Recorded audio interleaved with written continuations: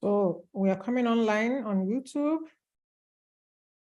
and you will get a question asking you to whether you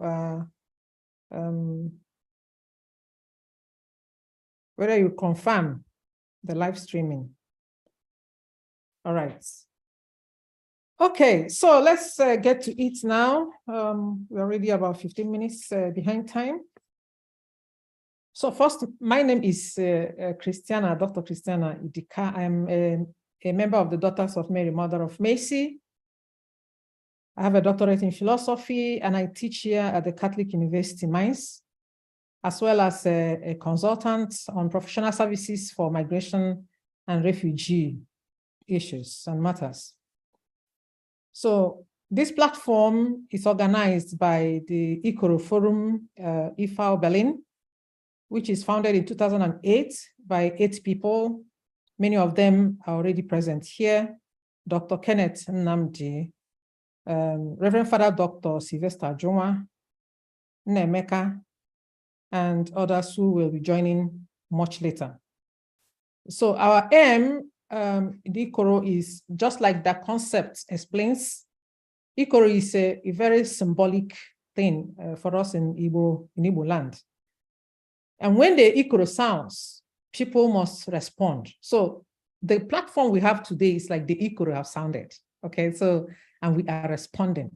And because it is in abroad, it is like an echo of the original ICORO sounding in Igbo land, across Igbo land. And one of the things calling our attention that this ICORO is sounding today, that we are here on this market platform, you know, and the traditional context, when the ICORO is sounded, everybody gather around in the market square to know what is wrong. The ICORO doesn't sound for nothing. It is always about emergency. And for this emergency, everybody is expected to respond appropriately. So today, the ICORO have sounded, and here we are to talk about the high rise of crimes and fraud while looking at the whole idea of dignity in labor. Now, dignity in labor and dignity of labor. Somebody asked me why I should write dignity in labor and not of labor. I said, no problem, join the conversation, we will explain it there. Dignity of labor has so much to do with that every work we do must be respected equally. Whether somebody is a mechanic, whether somebody is a carpenter, whether somebody is a teacher, whether somebody is a medical doctor, that all these professions work are respected equally, and people are paid, recognized in that regard. Dignity in labor means it's about the individual who is working. Okay, it's a relationship between the person and what the person does. It is this sense of fulfillment and achievement that somebody feels. And that's why I try to use in the adverts, there are others, which is one of the things we'll be discussing today. So, but today we have different kinds of jobs, labor, and it's also a point of discussion. When you listen to Umo Bilibo with flavor in their song, Ijawele, they said, na-egwu ha na-eti ka ha ji eri ihe. Na onye na-agba ashawo nọ ihe o ji eri nri. Onye na-ezu ori nọ ihe o ji eri nri. Na ụmụ gaanyị na-atụzi ọlụ nọ ka fa wee rie nri. Na ụmụ nwaanyị sozikwa wee na-atụ ọlụ. That is Yahoo Plus and 419 to put food on the table. The question is, the question that this platform is going to ask is, first of all, how do we understand labor? And how do we understand dignity associated with labor? How can we justify those things as labor?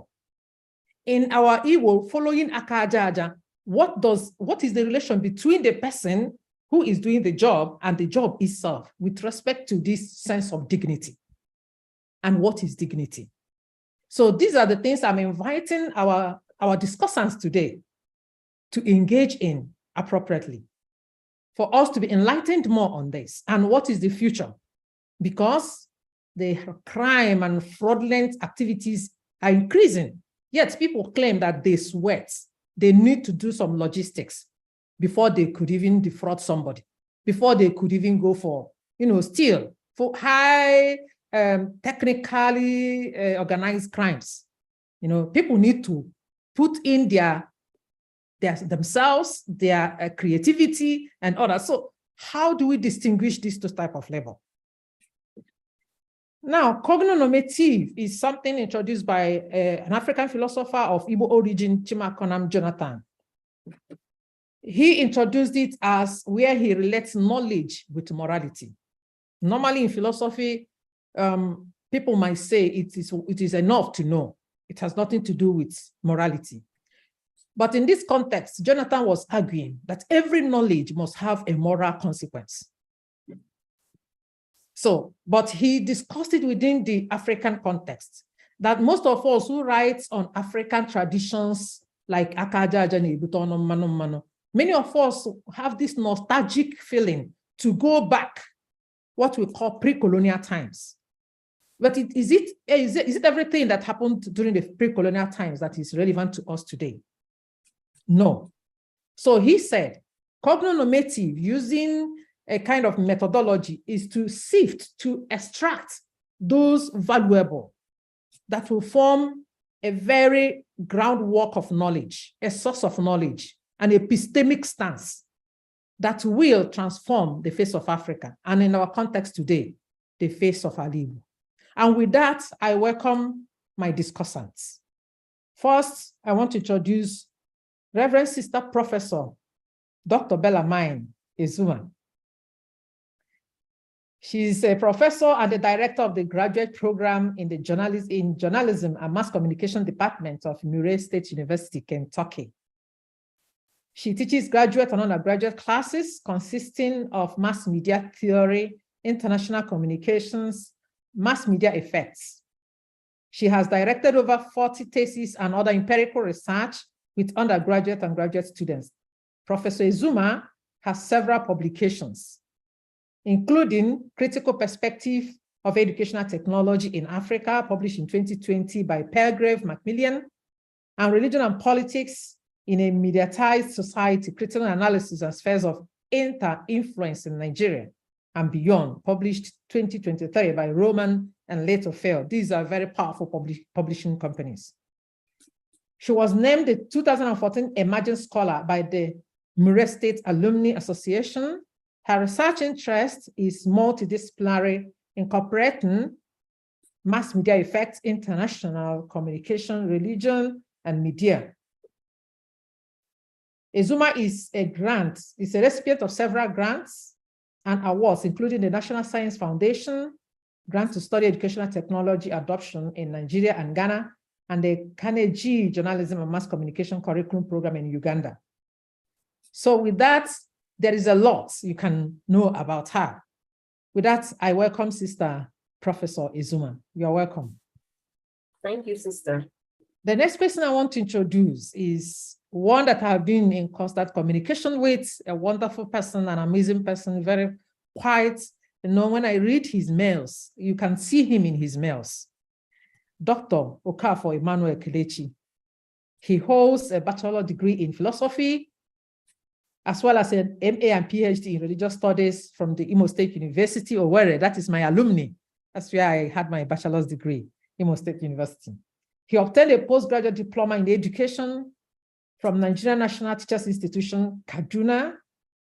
He is a lecturer in the Department of Religious Studies at Imo State University. He has attended and equally presented papers at several conferences. His publication in books and journals are over 30. His major areas of specialization are African traditional religion. So, you see why we have him here. He is really an important figure in the discussion. Currently, he's the Secretary, Faculty of Humanities Postgraduate Studies Board and Acting Head of Department of Religious Studies, Faculty of Humanities, Imo State University, Owerri.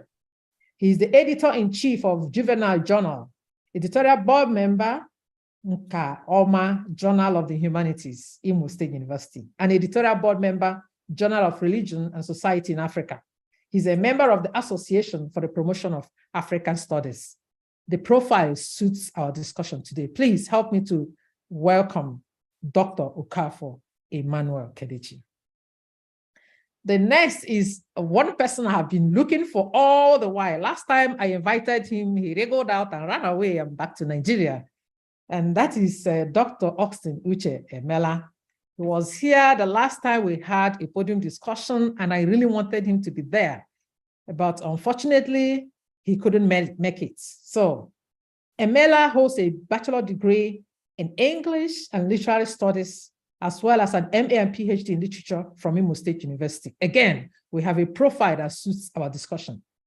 He obtained a postgraduate diploma in education from Usman Danfodio University, Sokoto, Nigeria. He's a lecturer in the Department of English and Literary Studies at Imo State University and has published critical essays, including book reviews in reputable journals. His interest area is appropriation and conflation of Brechtian aesthetics and elements of traditional African literature theater in Femi Osofisance dramaturgy. You see, some of these words are quite hard to pronounce. In 2019, Emela was at the Humboldt University, Berlin, Germany, and that was when I got to hear about him and wanted him to be part of our discussion. He had a 6-month research stay funded by the Alexander von Humboldt Research Foundation, Germany. Amarachi Atama, I'm not sure if Sebelebe, I'm not sure who is that. Please, if you can put on your video, that would be helpful enough for us to know when Amarachi comes in. Amarachi is an award-winning chant performance artist, poet, broadcaster, festival manager, creative entrepreneur, and a strong, passionate voice in the sustainability of Igbo language speaking, as well as the African languages. If you go on YouTube, her performances are all over the place. She engages in language, performance, and cultural heritage curator. She studied at Syracuse University School of Visual and Performing Arts, Syracuse University, New York. With that, I welcome Amarachi. I will recognize her whenever she comes in. The last person, and not the least, who will be part of this discussion is Reverend Father Dr. Angelo Chidi Unebu, a nephew to Archbishop Unebu. He hails from Ndi Okonkwa Rondizo and is a priest of the Catholic Diocese of Okigwe. Father Unebu obtained master's degree and licentiate in theology and religion and religious studies from Catholic University Leuven, Belgium, and got his doctorate degree in church history from the University of Tübingen, Germany. He lives in Germany and the founder of Chimefula Research Center in Owerri. That is why I have him here. He has done a lot for sustaining of Igbo culture. He will be joining in anytime from now. With that, I say a round of applause to our discussants, and we now go ahead with the discussion. So,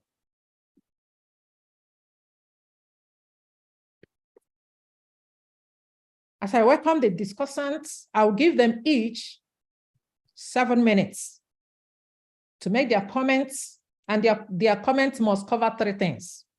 Global understanding of dignity in labor. Emphasize an aspect of dignity in labor in Igbo cogno epistemology, like an example I have given. What does that mean? So for each one you emphasize, please highlight on it as quick as possible to the point. Then please, within your 7 minutes statement presentation, could you give us a problem analysis in the increase in crime and fraud in Igbo land? So I will first begin with Professor Dr.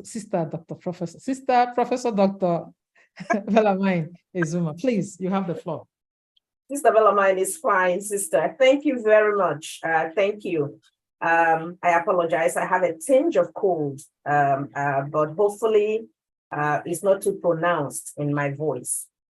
I am glad to be here, and thank you for welcoming me and for inviting me and welcoming me. Several social reformists and religious groups uphold dignity in labor. Some notable ones, without going into detail, 12th century Indian philosopher Basava and Mahatma Gandhi, these we know. These individuals fought for and promoted dignity in labor. Also, the Catholic social teachings, the Methodist principles, and the Reformed theology all have various tenets that promote the dignity of work. In fact, Labor or Labor Day is celebrated globally. The Catholic social teaching promotes the dignity of labor as consisting of compensation that is commensurate to work, adequate working conditions, and recognizing the rights of workers. Generally speaking, people respond positively to any social justice movement that attempts to promote the dignity of labor. No wonder Joe Biden was able to garner the support of the majority of the US working class during the 2020 presidential campaign because he made dignity of work and dignity of labor the centrality of his campaign. The Igbo culture is no exception, as you have mentioned, sister. It promotes work and labor as indicated in today's topic. Aka aja aja na-ebute ọnụ mmanụ mmanụ. And onye rụọ ya erie. Igbo proverbs play vital roles in the life, values, and beliefs of the people. It is not just a mere saying. It forms the integral life philosophy, the Igbo religion, and Igbo spirituality.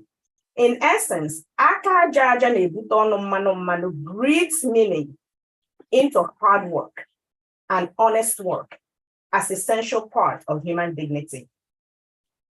So contrary to some recent ideas of getting rich quickly, the criminality of cutting corners, bribery and corruption, greed, or even engaging in diabolic activities, this saying promotes hard work, patience, honesty, and integrity.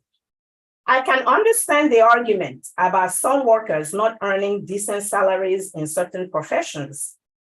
I acknowledge this argument and would like to note that fair compensation will infuse dignity in work.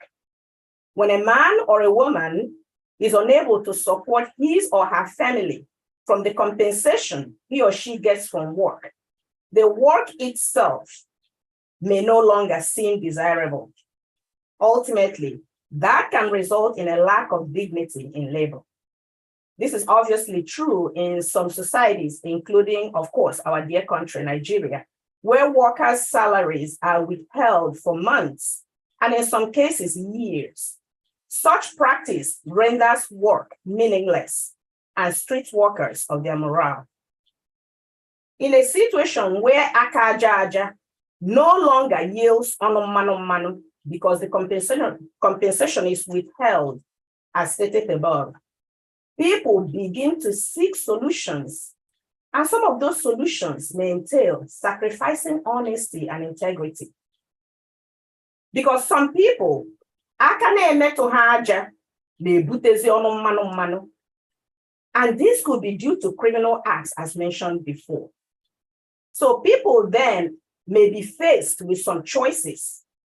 Work hard with honesty and integrity and not get paid, or not get paid adequately, or engage in other fraudulent means and get rich quickly. I must also add that these are not the only options, as it is not just a binary oppositional situation. There are other nuances. But the thesis of this discussion hinges on the fact that we are in an era marked by fraud and criminality.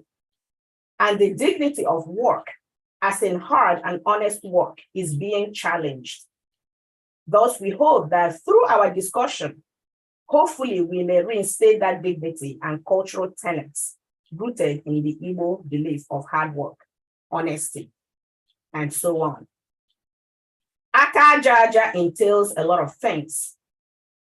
Taking it from the literal sense, for one to soil your hands such that it becomes aka aja aja, you must dig and dig deeply. So in itself, it entails hard work with stamina, endurance, patience. It does not happen overnight. This term perhaps was introduced during the agricultural period of our ancestors, which was mostly farm work. Farming includes clearing the bushes, cultivating the land, planting, pruning, nurturing, waiting for the harvest, and then harvesting the produce. It does not happen overnight. It does take time. It requires patience. So in our discussion today, my contribution will majorly focus on media. And you may be wondering, how would you bring media in here? Media, because this is something I have studied for several years, as Sister mentioned. Media, both old and emergent, serve various functions in our society. I have dissected media in my previous work and regarded it as a vehicle through which cultural and social values are created, disseminated, and consumed. And thus, meaning is created, and people make that meaning in their various activities of daily living. Media create a mirror of our society, and the teachings and influences of media, in some cases, are more powerful than all maybe other constructs, such as family values or even religious values. Bringing this home to the Igbo society in question, Nollywood is and continues to be a powerful vehicle. It mirrors the culture of our time, and is a source where many people draw their inferences. So, my question then, what are some of the functions of media? They include surveillance, interpretation, linkages, and all that. But I will focus my discussion on the socialization function of media, which includes adapting to the behavior and values of a group as portrayed in mass media. It could be fashion, it could be lifestyle, but also, and most importantly, it could be values. Sometimes media consciously and subliminally instill life-saving values and behavior.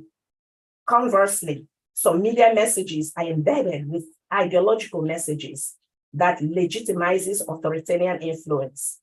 An authority in this case may be celebrities whose lives are admired and emulated by the general public. How then has or does Nollywood frame wealth?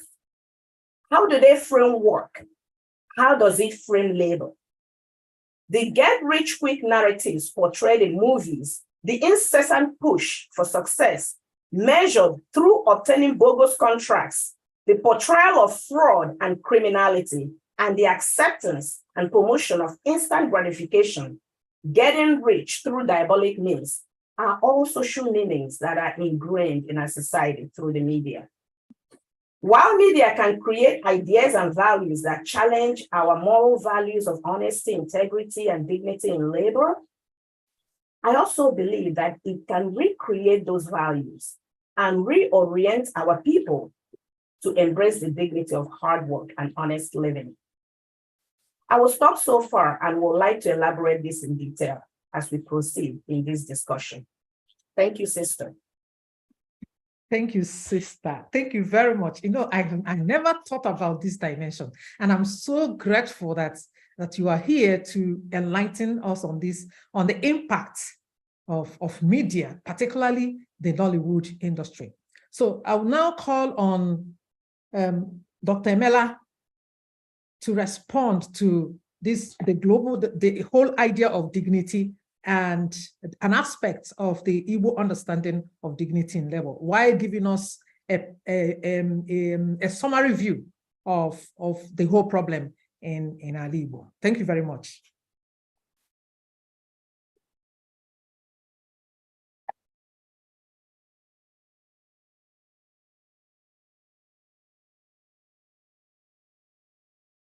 Please put on your, click your microphone so that we can hear you. Okay. I think you can hear me now. Yes. Dignity in labor, simply put, is an echoing and re-echoing of the fact that all human works are equal and valuable. It is a concept that discourages all forms of discrimination in the workplace. This dignity in labor is a motivating ideology for all workers and has the tendency to demotivate and discourage those who think that they can easily get rich without a commensurate work or labor. It has a denigrating tendency towards fraud and criminality, which most internet fraudsters are employing to get rich overnight. This presentation aims to uphold the Igbo cosmology, Igbo cosmonative epistemology, which holds that akajaja nebute ọnụ mmanụ mmanụ. Labor is a human activity that provides goods and services in an economy. It always indicates some kind of mental and physical exertion undertaken with the sole purpose of making money. There is dignity in labor. This goes to say that every work is important and should be valued, respected, and appreciated. There's nothing like superior or inferior work. All work or jobs should be treated as being equal, so long as it helps to put food on one's table. This is exactly the understanding of an average Igbo man when it comes to human labor. The Igbo believes that there is dignity in labor. As such, an average Igbo man does not shy away from work. He does his work with the ideology that akajaja nebute ọnụ mmanụ mmanụ. He does not believe in the ideology of the get rich fast syndrome. Hence, in this presentation, I will eulogize the concept of dignity in labor, taking a bearing from Chinua Achebe's Things Fall Apart. You know, I'm a literature man. I will show the paucity of the get rich fast syndrome, which has enthroned fraud and criminality in our society.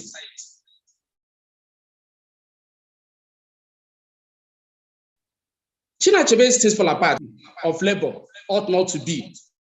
Using the character of Unoka, the father of Obi Okonkwo, Achebe denounces all acts of laziness and its attendant poverty, and the culture of constant borrowing without a meaningful effort to pay back. Unoka is portrayed as a slothful man with a chronic borrowing instinct. He prefers drinking and blowing his flute when other men are in their farmlands working. Achebe describes Unoka thus. Unoka was perpetually in debt to his neighbors and friends. He survives by borrowing. Painfully, he does not pay back. This is seen when Okoye visits him to collect his money without success. Debt that Unoka has been owing for a very long time. Achebe presents Unoka in the story as a type of man that an average Igbo man should never aspire to become in life. Achebe ensures that Unoka is presented as a character that is not what's being followed or emulated by inflicting him with an abominable illness, which warranted him being thrown into an evil forest and allowed to die, unmourned even by his own son, Okonkwo. Sorry.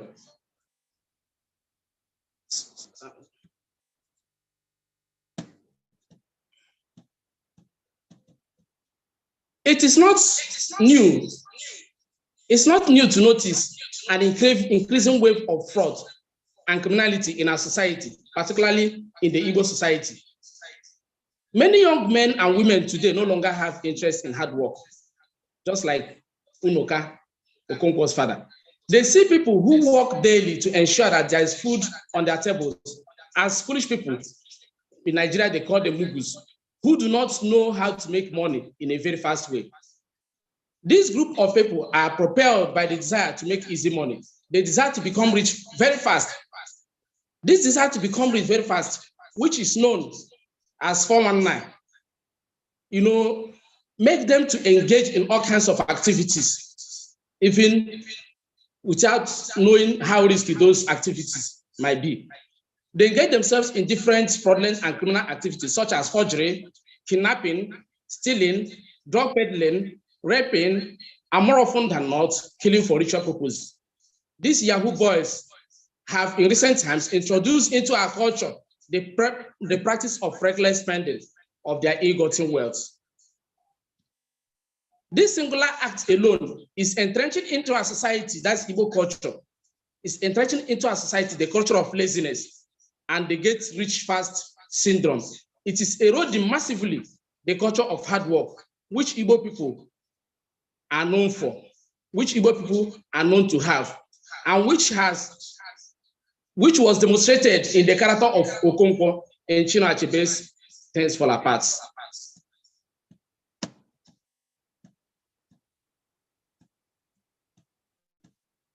It is imperative to devise means of avoiding fraud and criminality in Igbo land. This is so because our society has to be free and safe before any meaningful development can be put in place. The first thing to note is that there are people, particularly Igbos, who have learned to be contented, to be satisfied with what they have, irrespective of how big or small. They should not aspire, these people should not be like these Yahoo Plus people or Unoka in Things Fall Apart. They should rather look inward with a view to discovering their inner strength and building upon what we have. I think as time goes on, I think I have to stop here to give other people opportunity to speak. Thank you very much. Thank you so much for also raising this aspect, because it's one of the things I considered, the image of Onoka and Chinua Achebe's presentation and how that is replayed today. You know, when you go home, you see people coming around you. I mean, Nigeria is hard, but there are also people who are also trying to survive in different ways. But at the same time, even in this hard time, people spend money like reckless abandon, like it's something you pick behind the backyard. That's like Sister said, when Akane to Haja, you know, only abruses or mano. So what will those who are laboring, what will they do? You know, it's really a very big challenge. So thank you so much for re-emphasizing this aspect from Chinua Achebe, the whole image of Onoka, which also we find today, creating laziness everywhere, but still confronted with the more social situation that we find ourselves in.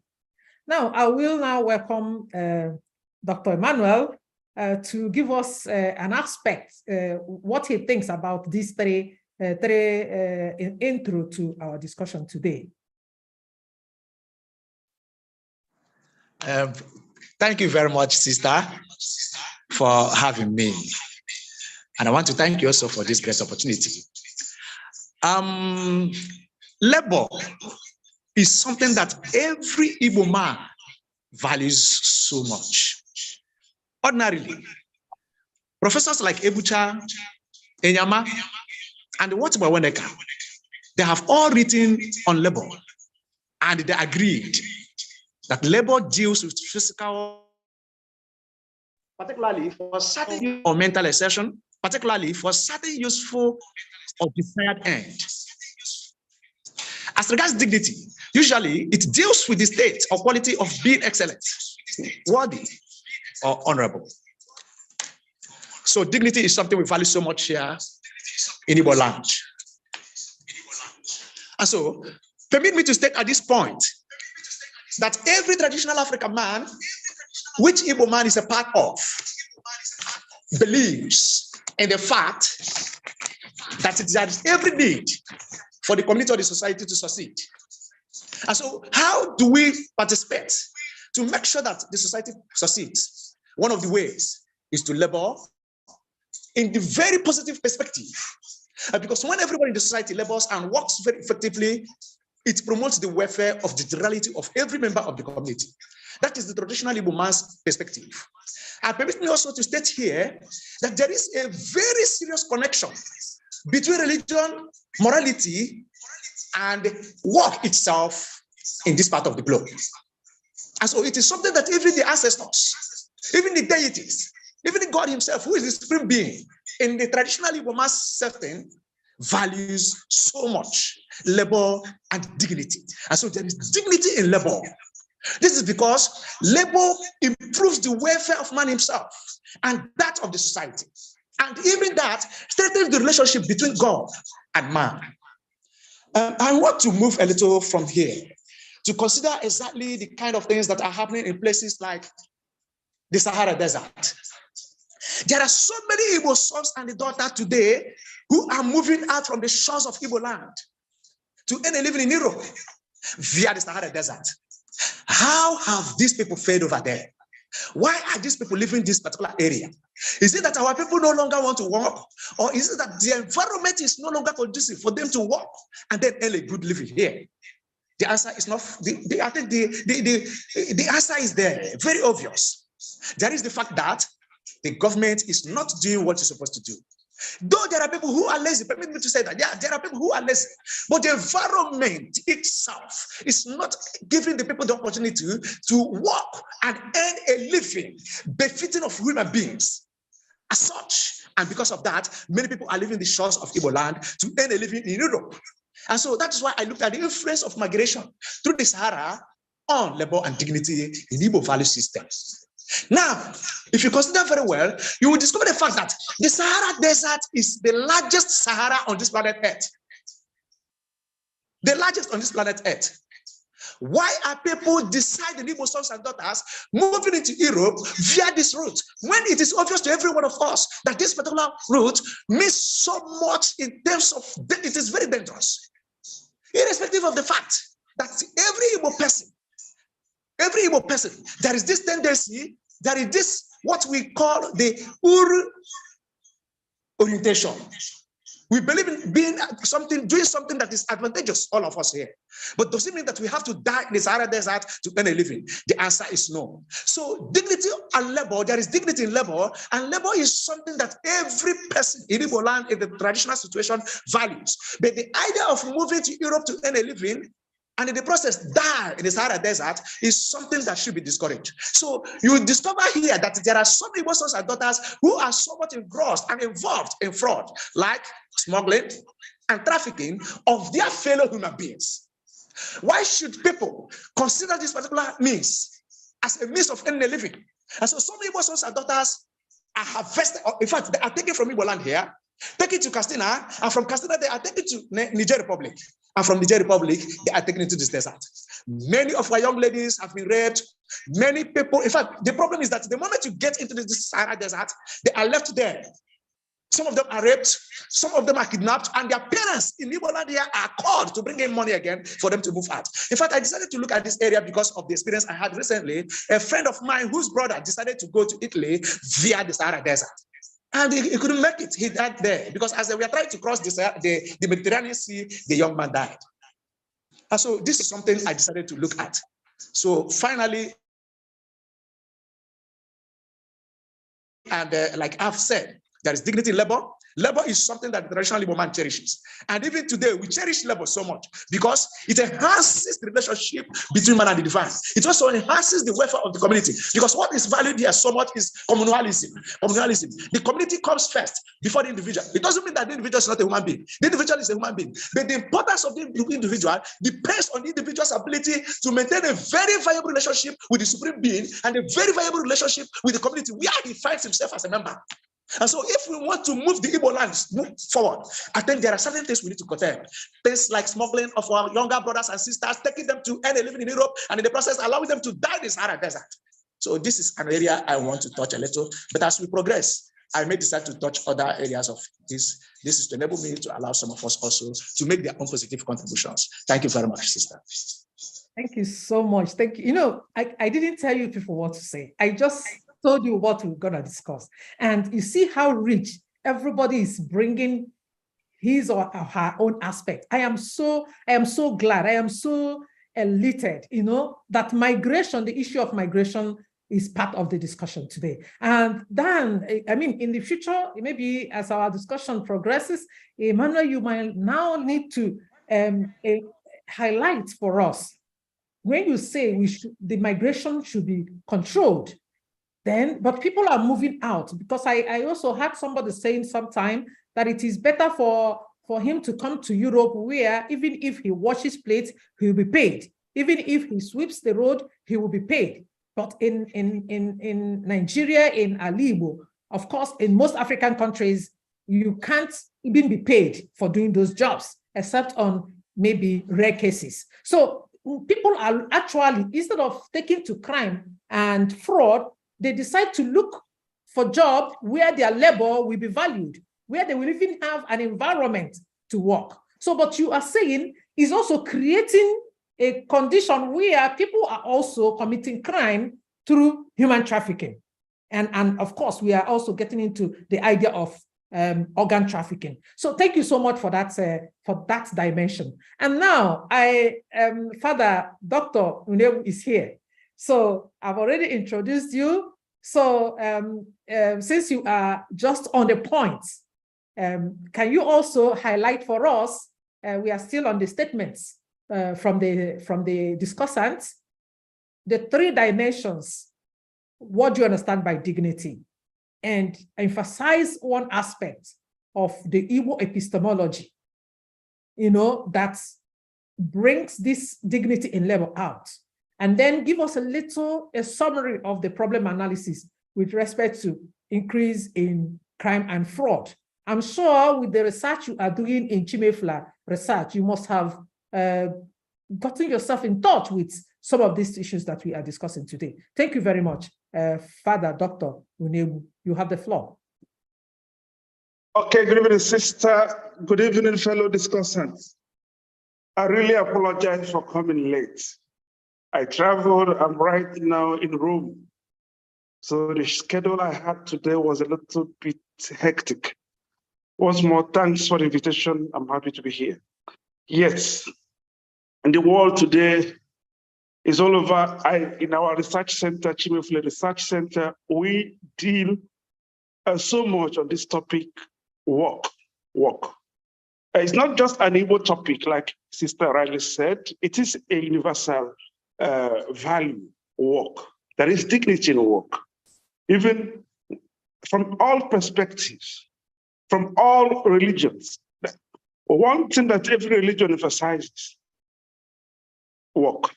One thing that every culture on earth holds dear to its values or to its whatever thing that makes it stand is work.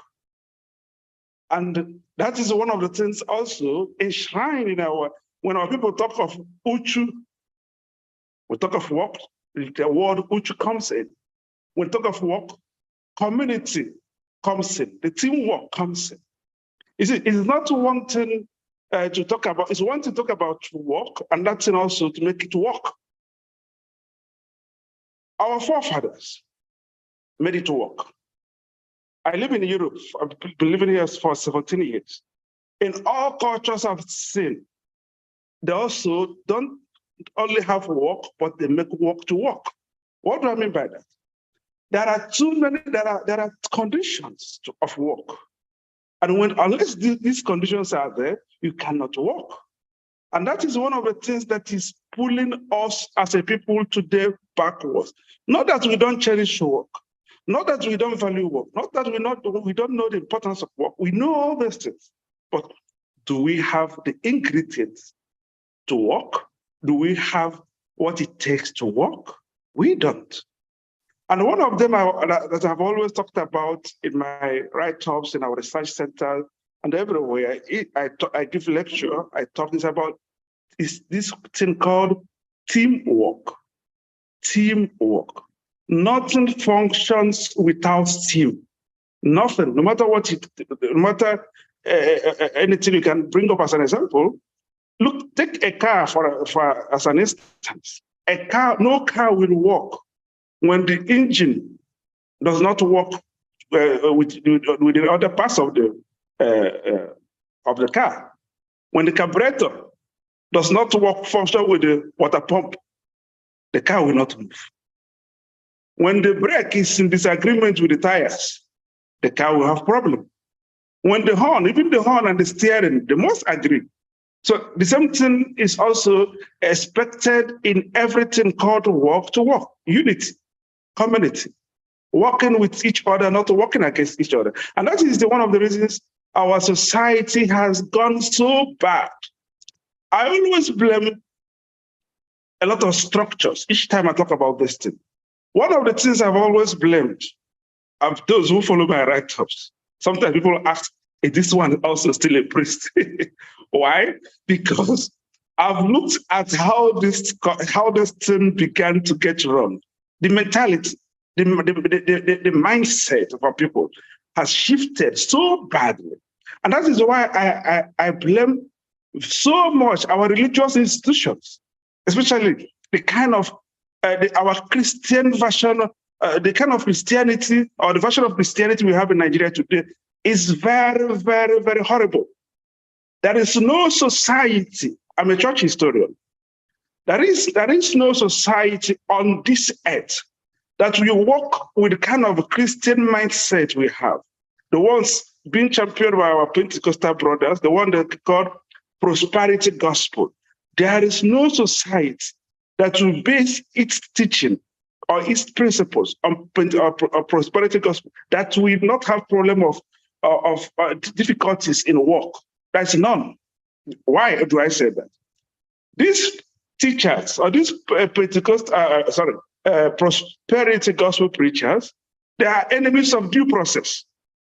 They hate due process. They want to tell you, you can be rich tomorrow morning.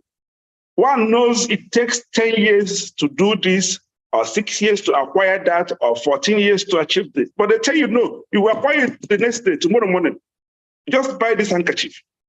And a whole lot of our people have imbibed this horrible ideology. That people now talk about grace, and grace means no principles again. Grace means no due process. Grace means anything can happen. This thing is not only eating up our Christian groups, but also the traditional religion. Because the same people who are traditionalists are also the same people who are Christians. The same mentality has taken up the entire space. Now we hear of Wokite, we hear of Igbo, we hear of Chakamwa, and all the rest of those things they talk about. All these things work against work.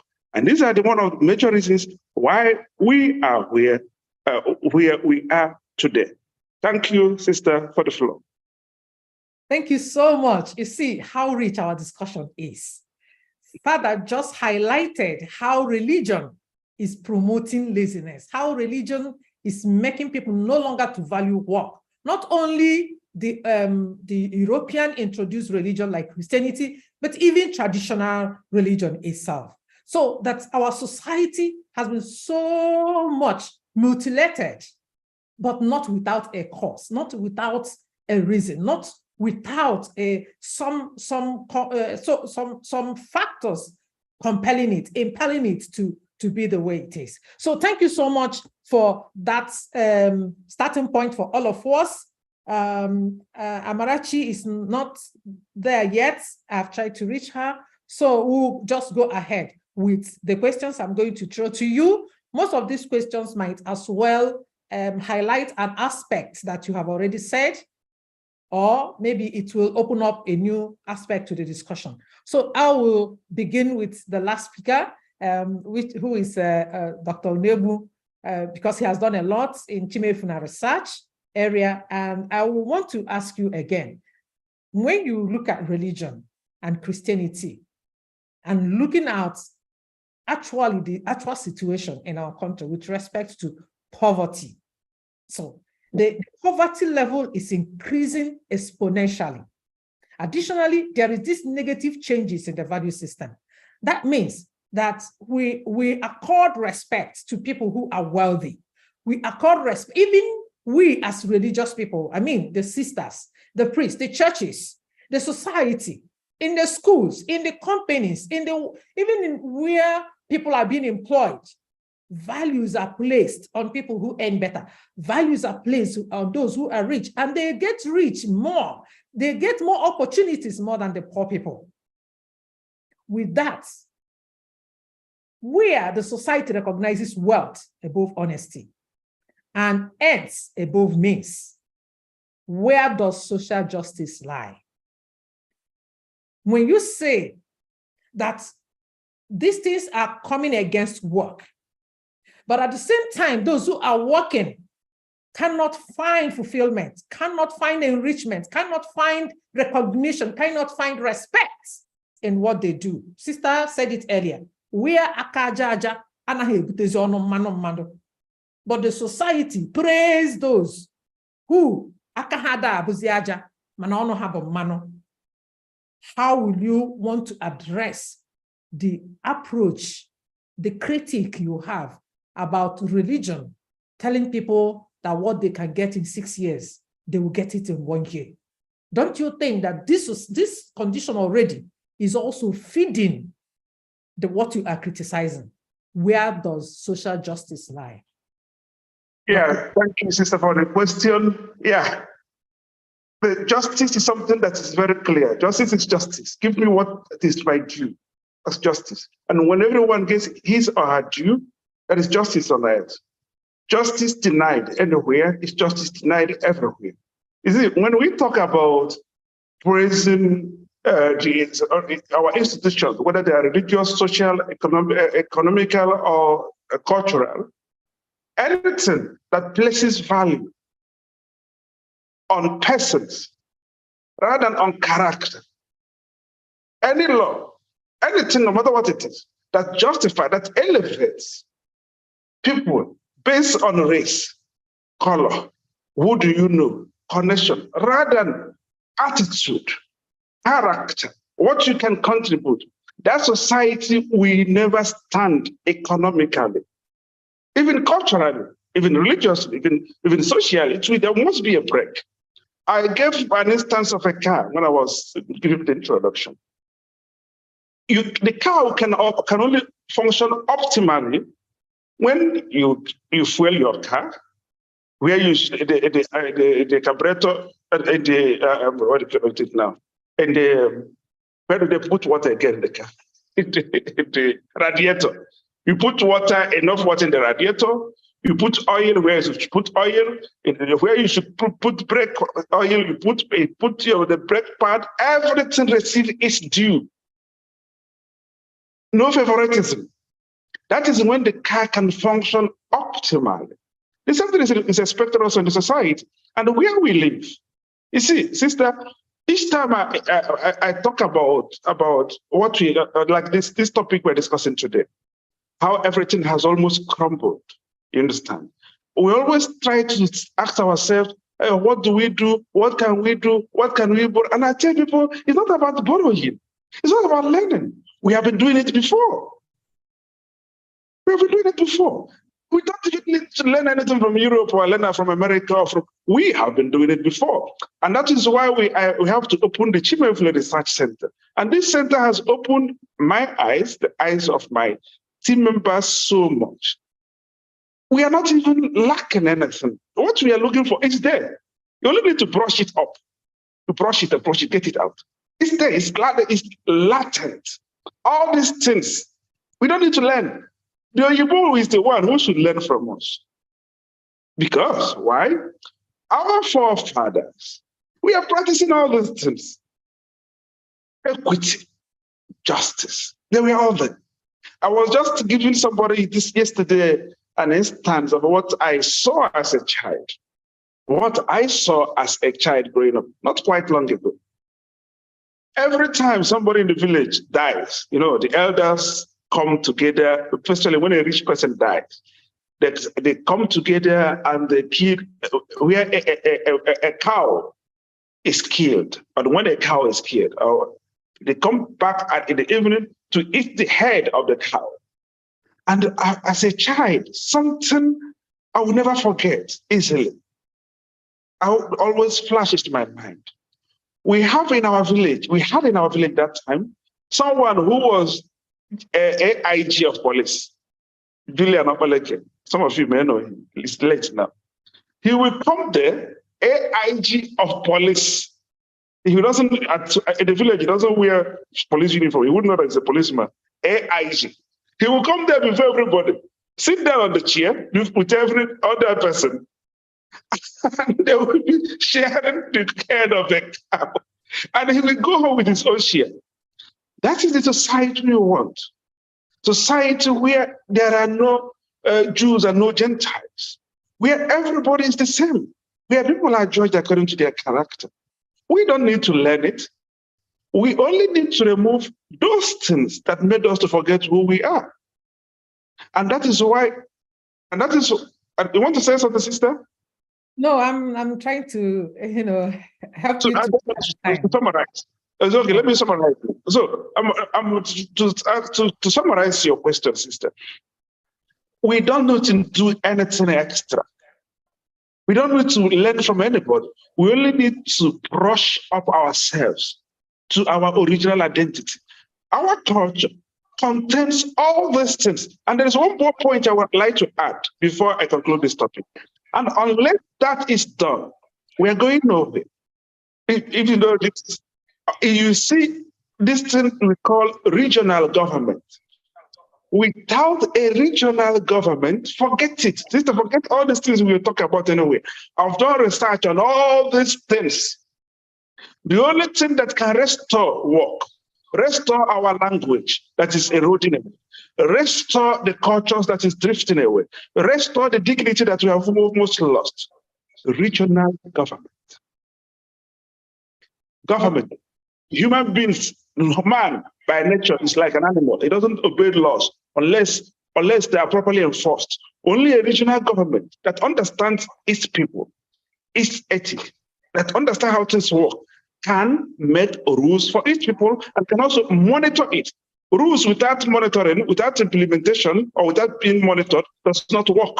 Unless we get these things there from the political aspect, sister, these things we are talking, we'll be talking them again the next 100 years. Thank you very much. Okay, thank you so much. Okay, thank you so much for emphasizing that we need a restructuring of our system in order to create an environment where work will be recognized and where we can restore the value of work and dignity. Sister, do you have something to add to that? Do you agree completely with what Father said, or you have a different approach to the question? Yes, I can piggyback on what Father said, about restructuring of the government, or, whether it is a local authority, state authority, or even at a federal level. It also hinges on what do we abhor and what do we condone in society. Because all of us that have spoken have touched on the fraud or the criminality, or even, this Ibutike and Okite or whatever. When someone who perhaps did not have even a basic education or basic skill leaves home, travels to the city, within 3 months, comes home a billionaire. And the person is recognized even by the local authorities, including the chiefs, the Igwes.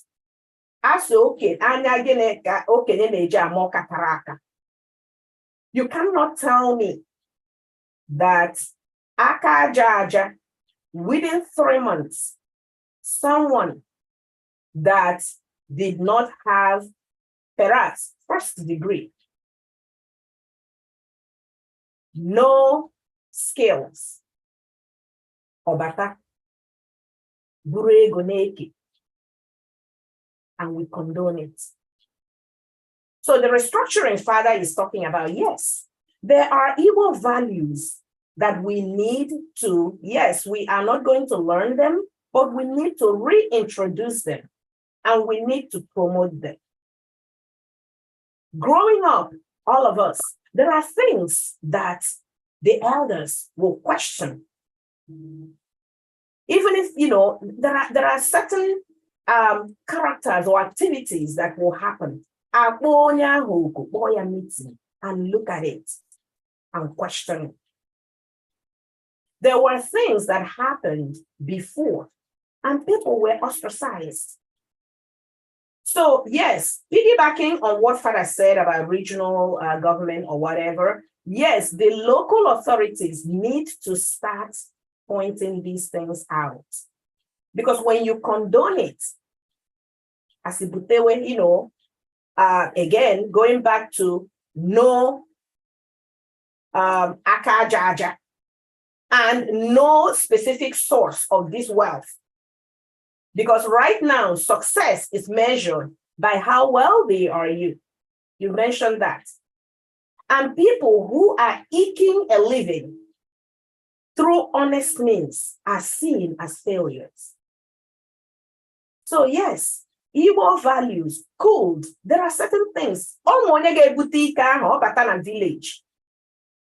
People will ostracize him or her.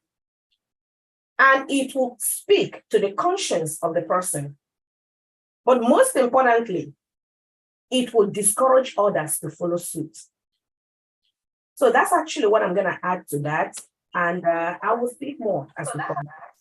Thank you so much, sister, for adding that and for opening up a discussion on that. I'm really impressed, really, truly I'm impressed. Now, because looking at what you said, we have already existing structure. So we don't even need to anticipate a regional, because we have chiefs, we have EZEs, we have local government, we have state governments that can, from that level, nip these things from the board. Like you said, people, we don't have to give coronation or chieftaincy titles to people who we are not even sure how they made their wealth. Whether they are coming to develop our regions or coming to develop our communities, we need to question them, rather than emphasizing that end, that is the money, rather than the means of the money. Emphasizing on what they have achieved rather than their character that led to those achievements. So I'm so grateful that you opened up that dimension. And now I will have to shift again to Dr. Mela. Now, looking at what father and sister said, causes of rise in crime and fraud and diminishing sense of labor and dignity. Can you give us, in a summary, in 3 minutes, a landscape of the reason why our people are getting really involved in crime? I'm sure we have highlighted some of them at the beginning, but now we are trickling down to particular matters and issues. Okay, if our people, once they go out, sister gave a good description. You know, somebody lives 3 months from the home and leaves home in the next 3 months, she or he is, I mean, back with logs, fleets of cars, and enter the village like when Jesus was entering Jerusalem, you know, with a whole lot of, so I don't know how to even describe it. It's so amazing when you see such sights and you look at somebody who never finished secondary school. You look at somebody who had nothing before he left, coming back, and immediately he got back. Even enlightened men, even educated people will start to bow at his feet, celebrating him. So how do we, now I'm asking you in 3 minutes, just tell us, how do we understand the causes of this whole circle in our place? Thank you, sister. One of the causes is this: lack of fear of God. Many people in our society. Excuse me, wait, where is the noise coming from? You are sharing the same room with Okay, can you hear me now? Yes. Yeah. Okay. One of the causes is lack of fear of God.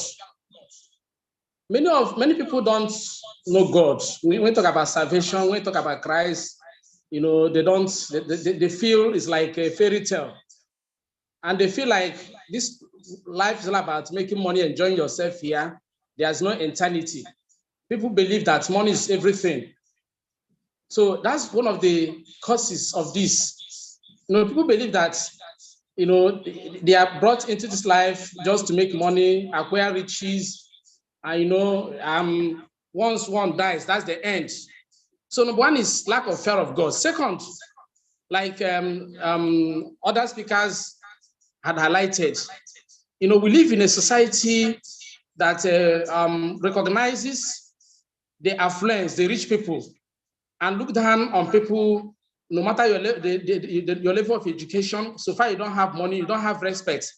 So since our society places high premium on riches, calls respects, gives chieftaincy titles, even recognition, even at churches, recognitions are given to people that have money, even without trying to know the source of their wealth, the person's wealth.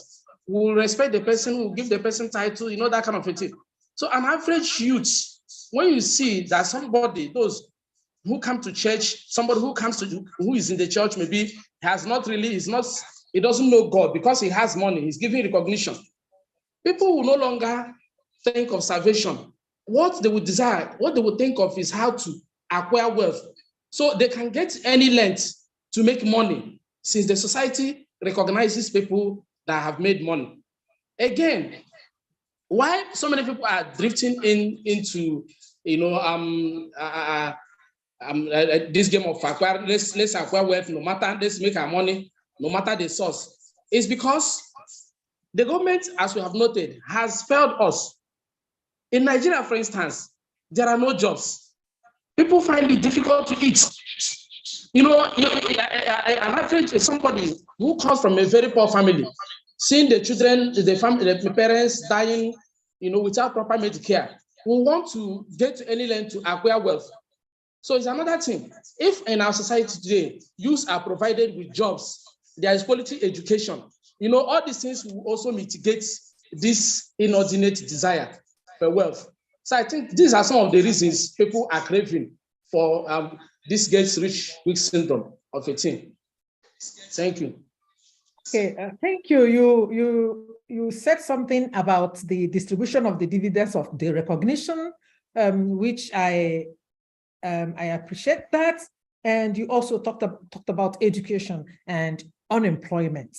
Of course, I'm one of the critics of our system of education, the education that doesn't give skills, rather theoretical knowledge. We just enter, you are a lecturer, and many of us pass through that system where we only learn. You can't imagine that somebody made a first class in computer science, but has never, ever used a computer. You can't imagine somebody who is an engineer, who is a medical doctor, and all that. It's just what we learn in the class. There is no accompanying skill, practical skills that will help to enhance that. Apart from that, most of the education we acquire is the type of education that won't even allow us to get self-employed, even if we want to get self-employment.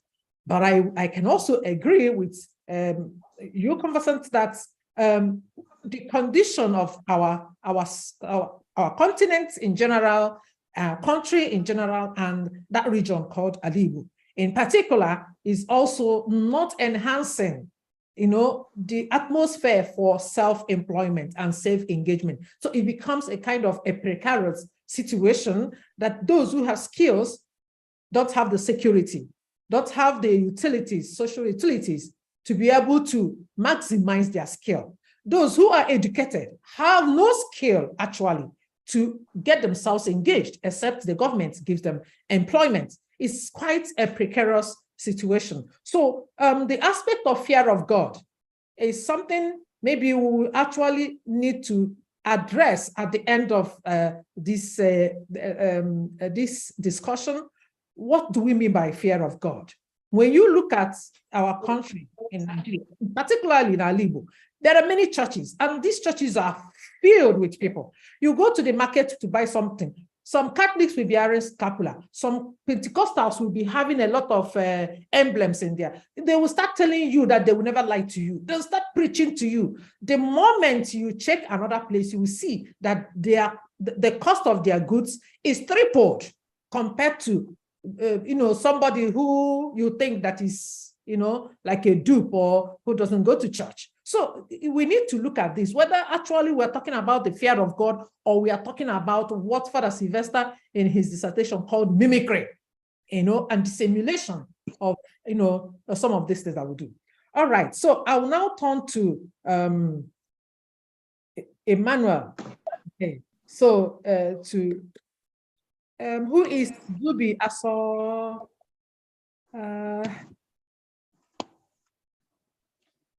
Okay, so Anyways. Sister, please, I would want to ask a question. Yeah, I'm sorry. I wanted to talk to you. Like I said, there is Okay. after this round, then Okay. participants will start asking questions. Okay. Okay. All right. Because I've been wanting to tell you that, but I keep forgetting. Okay. So I will turn now to Emmanuel. Emmanuel, I'm now talking about justification of crime and fraud. Now let me look at it. I told you that Flavor and Obilibo, they sang a song and they said, Nafaji egwu ha na-agụ were eli nni were eli ife na ndị na-atụ ọlụ guys na-atụkwa ọlụ na ife kafa ji eli na ụmụ nwaanyị sokwa wee na-atụkwa nyanwa bụ ọlụ na a prostitute onye na-agba ashawo bunye ka o were ya wee rie nni ụfọdụ kwa sị ọsọkwa na ndị na-ezu ori maka afụgokwa m ndị na-eje izu ori ebe ha sị kpugara wee kpee ekpere wee gasị ori wee bata wee jee Thanksgiving na Chukwu mere feberefe jee ọfụma. Ụfọdụ asị it takes even time, it takes a very powerful brain to commit fraud. Onye na-amaro anything, amaro IT, amaro anything cannot make such a move. It is their labor, it is their skill, okay? It is their time, it is their energy. Remember that when we talk of labor, labor has to do with using your skill to get something. The respect for labor is because it is your skill, it is your time, it is your investment. Okay, so and these people claim that it is also their investment. So, and then considering what sister said, father said, and what Dr. Mela said, this background that we already have, this is society. Looking at all these things, do you think that crime and fraud can be justified? Thank you very much, guest sister. Crime and fraud can never be justified. They can never be justified as far as the traditional African man is concerned. They cannot be justified. Anything negative is negative.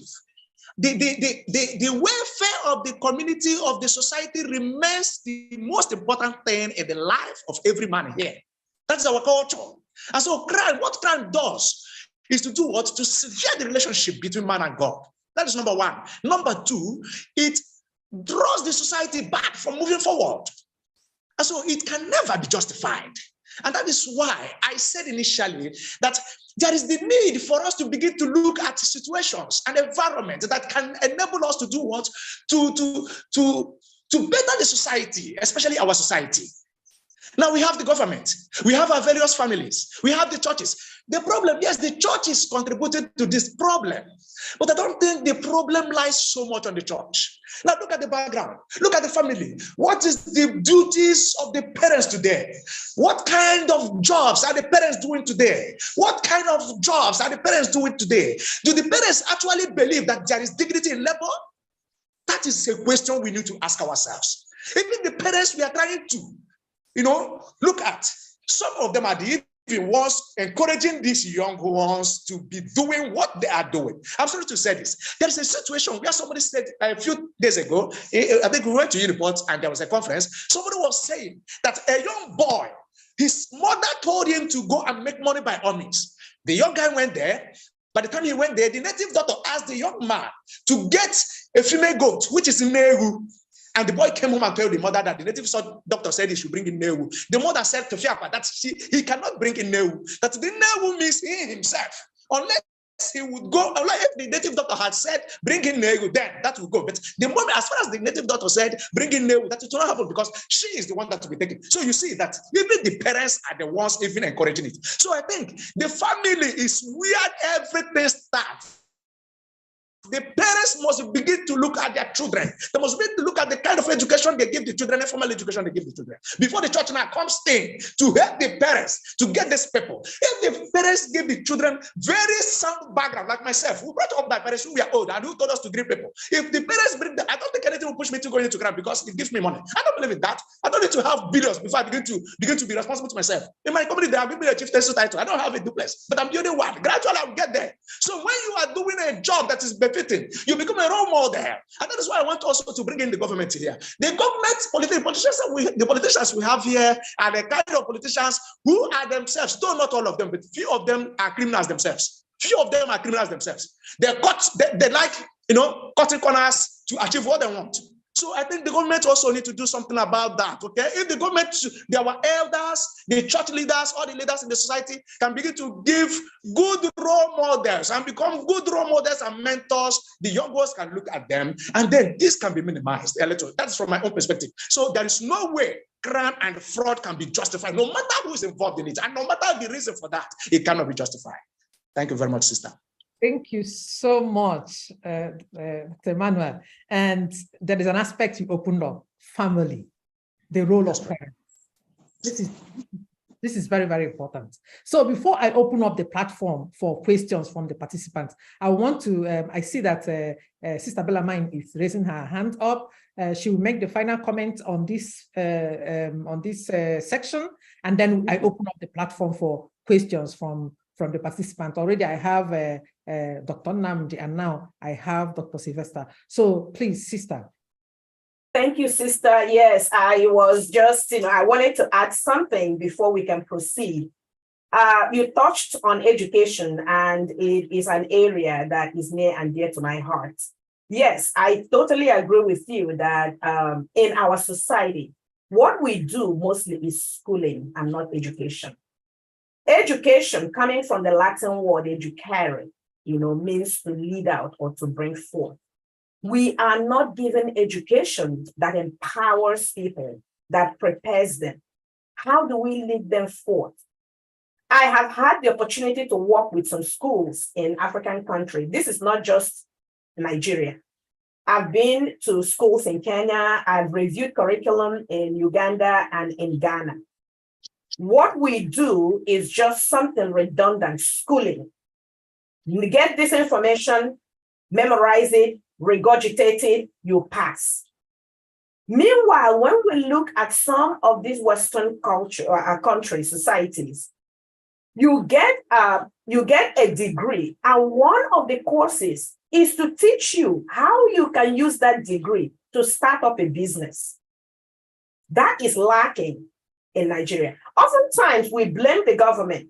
Of course, I am not exonerating the government, for not providing jobs. However, look at the United States of America. The workforce in the US, people who are employed by government, is less than 6% of the workforce. Most others are people who are employed by others who start up businesses or who start up companies. Now, I echo what the last speaker just said. There is no justification. People might say, okay, and what on choice? No, that's not true. That ingenuity you are using for the 419, that ingenuity you are using for Izuri or whatever else that you're doing, that which we are all condemning in this conversation, can actually be employed more meaningfully elsewhere. Educare.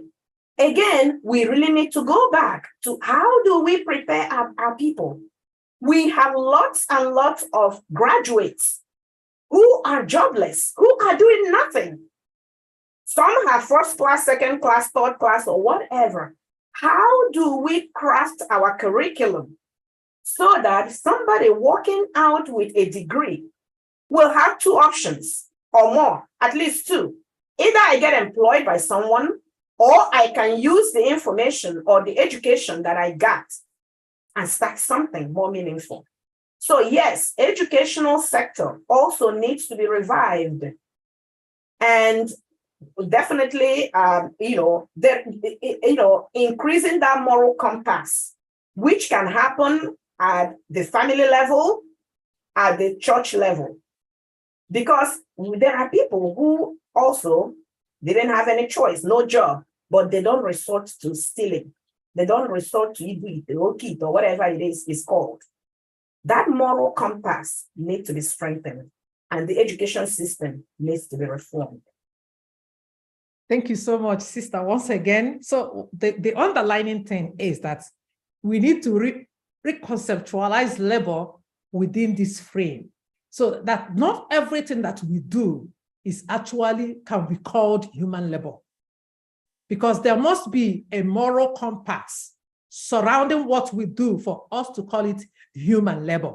The human attached to it implies, the ethic that is associated with it. There must be a moral principle behind it. In other words, it's something that must be directed towards the good of the human person and the society, rather than just a kind of achievement that has no consequence with respect to the good or development of society. With that, let's get to the next section, where I will allow now participants to raise their concerns, their questions, and maybe their remarks. Every participant, please, if you're asking a question, summarize it in 1 minute. If it is a comment, please summarize it in 2 minutes. So I will start with Dr.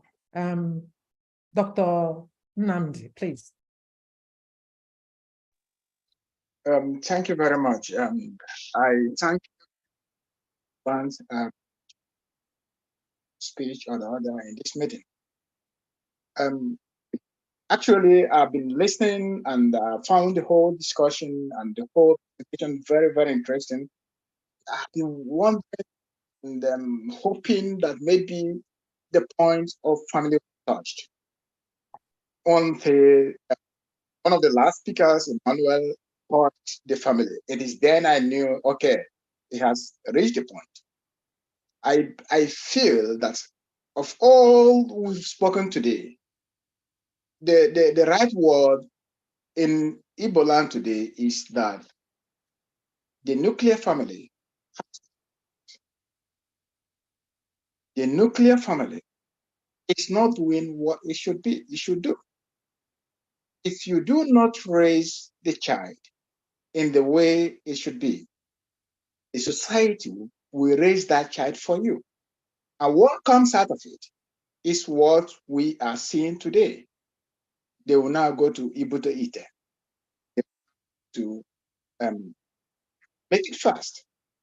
But if the family, the nuclear family, from the word go, tells the child what is wrong and right, that child will also impact that to the society, take it wherever it goes.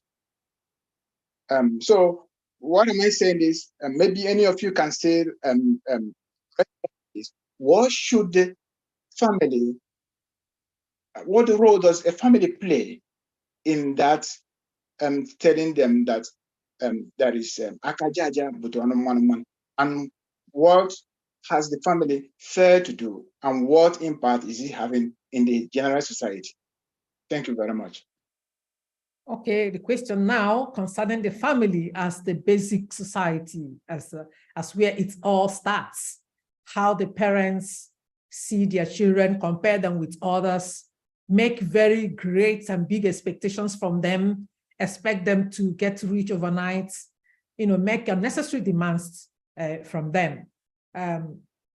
What Dr. Nnamdi is just asking the question of what the family have failed to do and what the family should do. So this is where we're going to do it.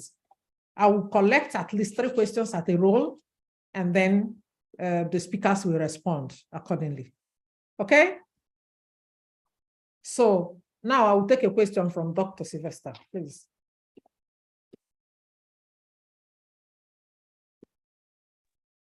Thank you so much for all the positions we've heard, and we've been listening so carefully and so intimately into your thoughts. Very wonderful. I'm very proud of what you have contributed to this conversation. But I want to let us do some little bit of Igbo hermeneutics and then communicate into the 2 topics, kind of the 2 themes, Akajaja or Manu Manu. Yes, Akajaja, if we want to see it, Akajaja in itself, we just jump to call it labor. Akajaja of what? Akajaja in the sense that I went to soil my hands. or I put my hands in something to dirty the finger, or I even put it in the oil and rub it on my mouth, or I try to put my hands into the gutter or wherever. So the humanetics of the word akajaja, does it really sufficiently summarize work? And man itself also, we see those who have their oil, their mouths also oiled, but actually there is no connection between the two. That's one question. The second question is, where lies actually the dignity of labor? Is it in manu or in itself? Because anthropological part of it sees man as a homo faber, who from ontological composition of a man, we are wired to work. So where is that dignity? Is it in the produce of the work, the process of the work, or in work itself? So that by our ontological and anthropological formation as human beings, we are constructed to work. Our nature invites us to work. That's another one. And Father Onebu made very good input about saying of the community that enhances work, so that there will be a team connection, networking today, they will call it in the modern world. So if there is no enabling environment or community that even will make all the toils and the toiling of my labor, giving it a meaning, giving me all the enabling environment to really work hard and to produce it.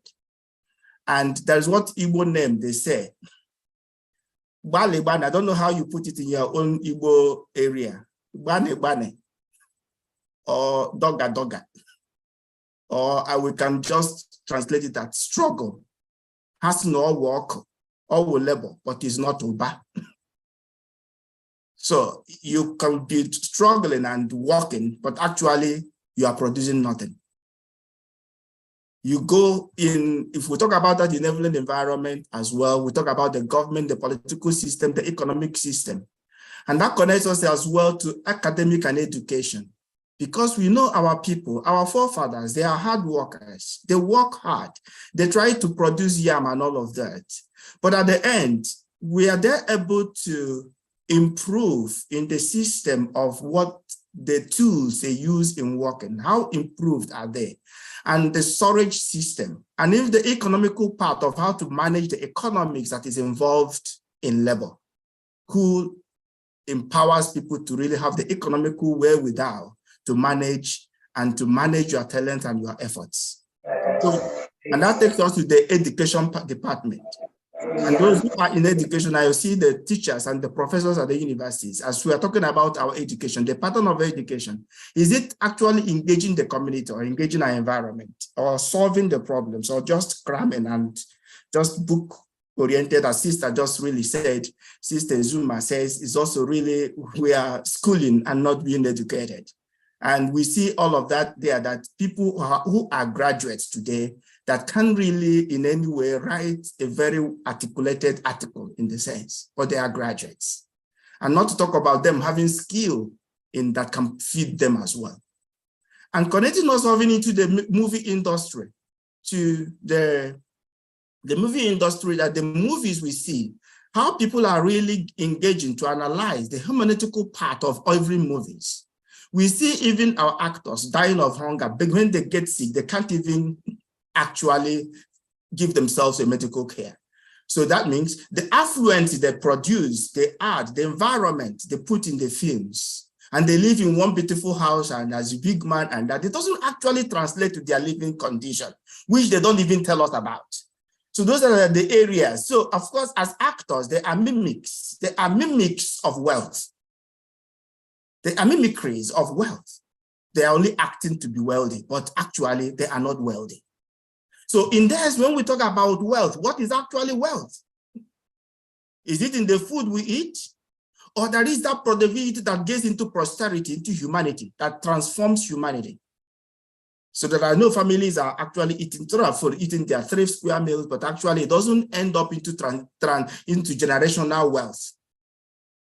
My father was wealthy, but the children afterwards are also poor. So you see the scale of poverty. Instead of increasing, wealthy families in the 80s or the 90s are now poor families right now. So there's no way of transmitting the wealth from one generation to another generation. Okay. So I have asked a couple of questions that could direct to all of the topics. Yes. All the topics, and I want them to really come from those dimensions. Okay, thank you so much. I am sure they are making notes, but I will just reemphasize some of them. You started with the idea of the hermeneutics of the word. I love that.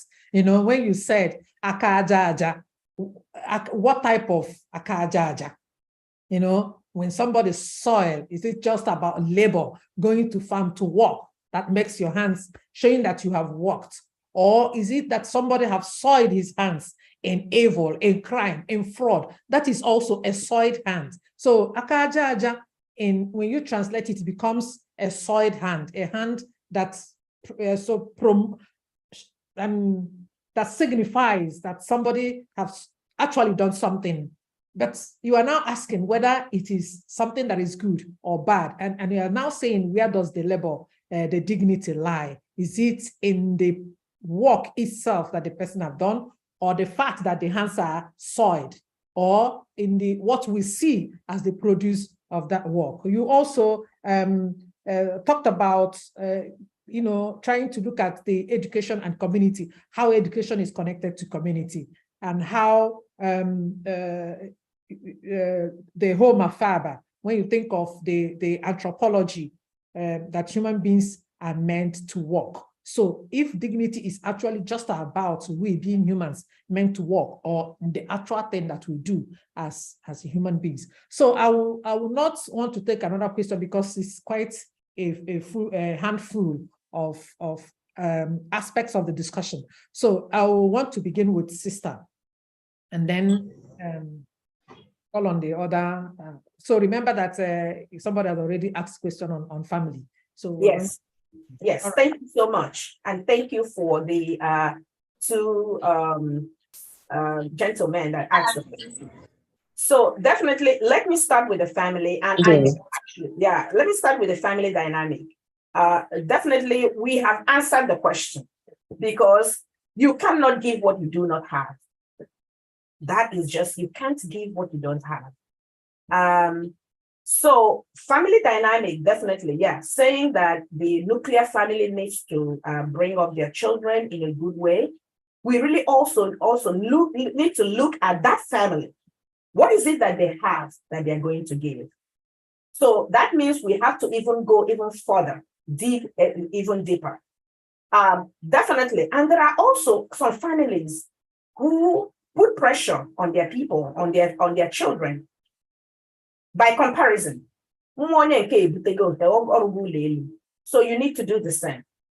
Yes. So through this discussion, we're saying that is wrong. We are, categorically condemning it. It's wrong. Do not compare. Do not compare. Like my mother would say, I will act, or I will do, what I'm supposed to do.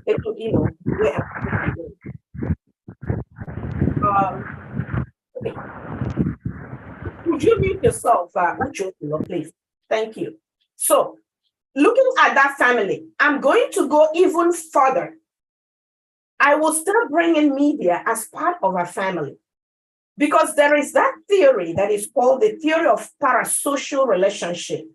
We form this theory of parasocial relationship because these are actors and actresses. We see them as part of our family.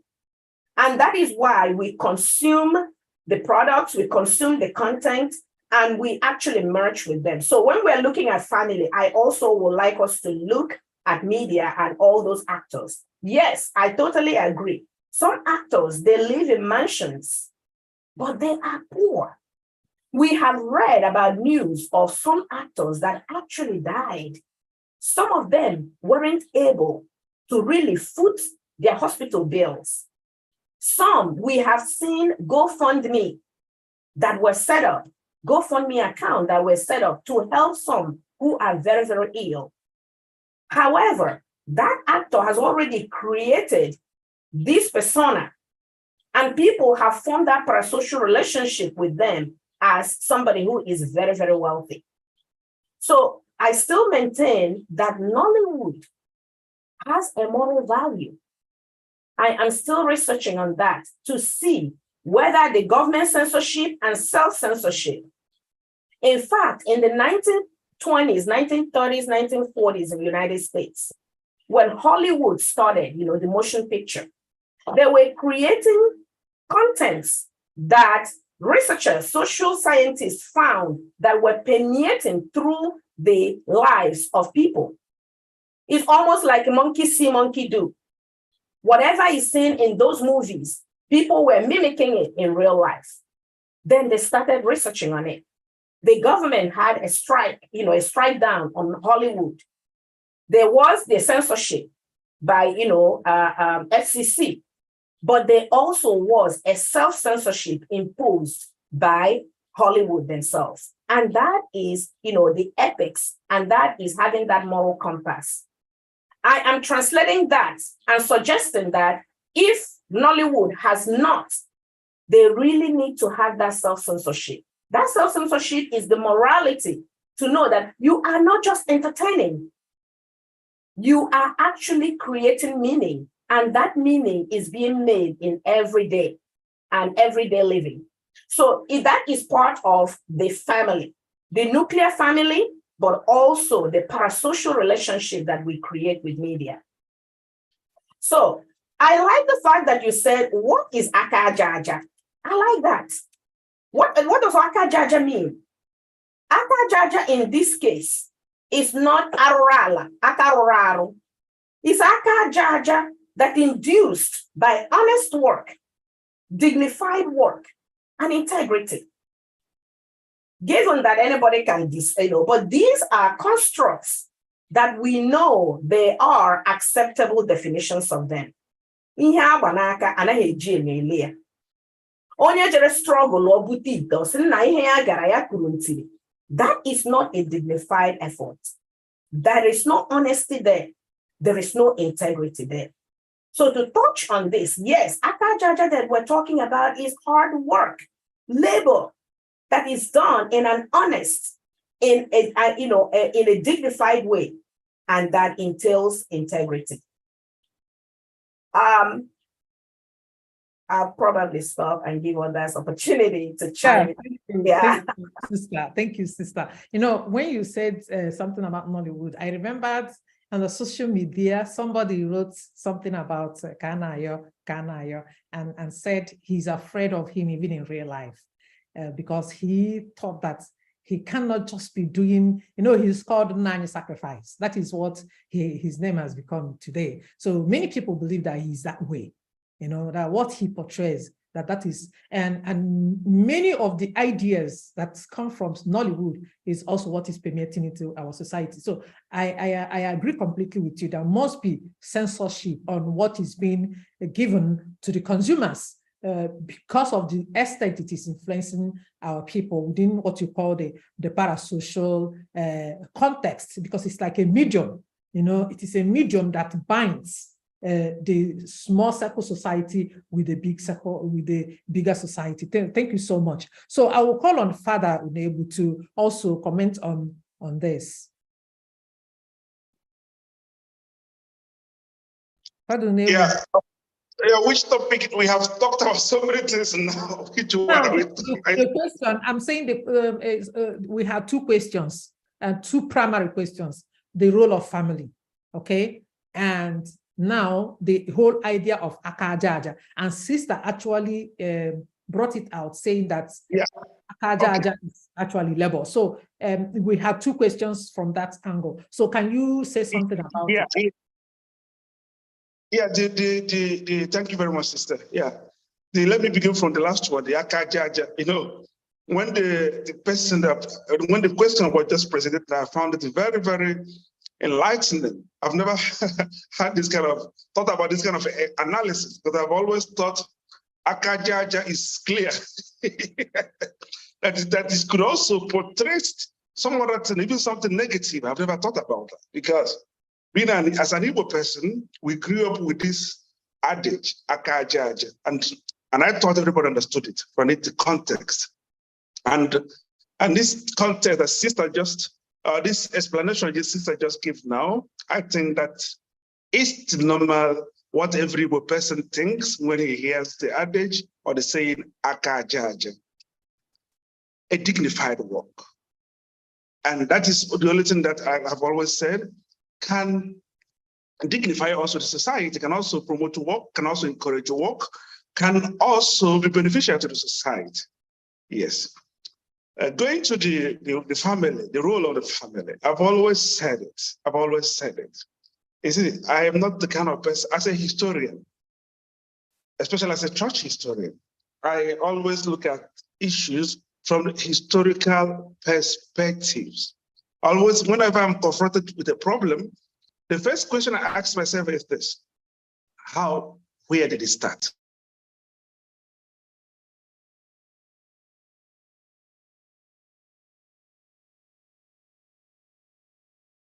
Your audio is out. Can you put on your audio back? It's like you clicked something and your audio went off. Hello, sister. I hope you're still hearing me. Yeah, we can hear you now. Somebody interrupted by calling me. Sorry. So I said, as a historian, whenever I'm confronted with an issue, I always ask myself, how did it begin? When did it start? Who started it? And this is how one can also answer or address issues really and get answers at the end. And that's the way how one can answer questions without becoming emotional or sentimental. I wouldn't blame the family. I would not blame the family because why?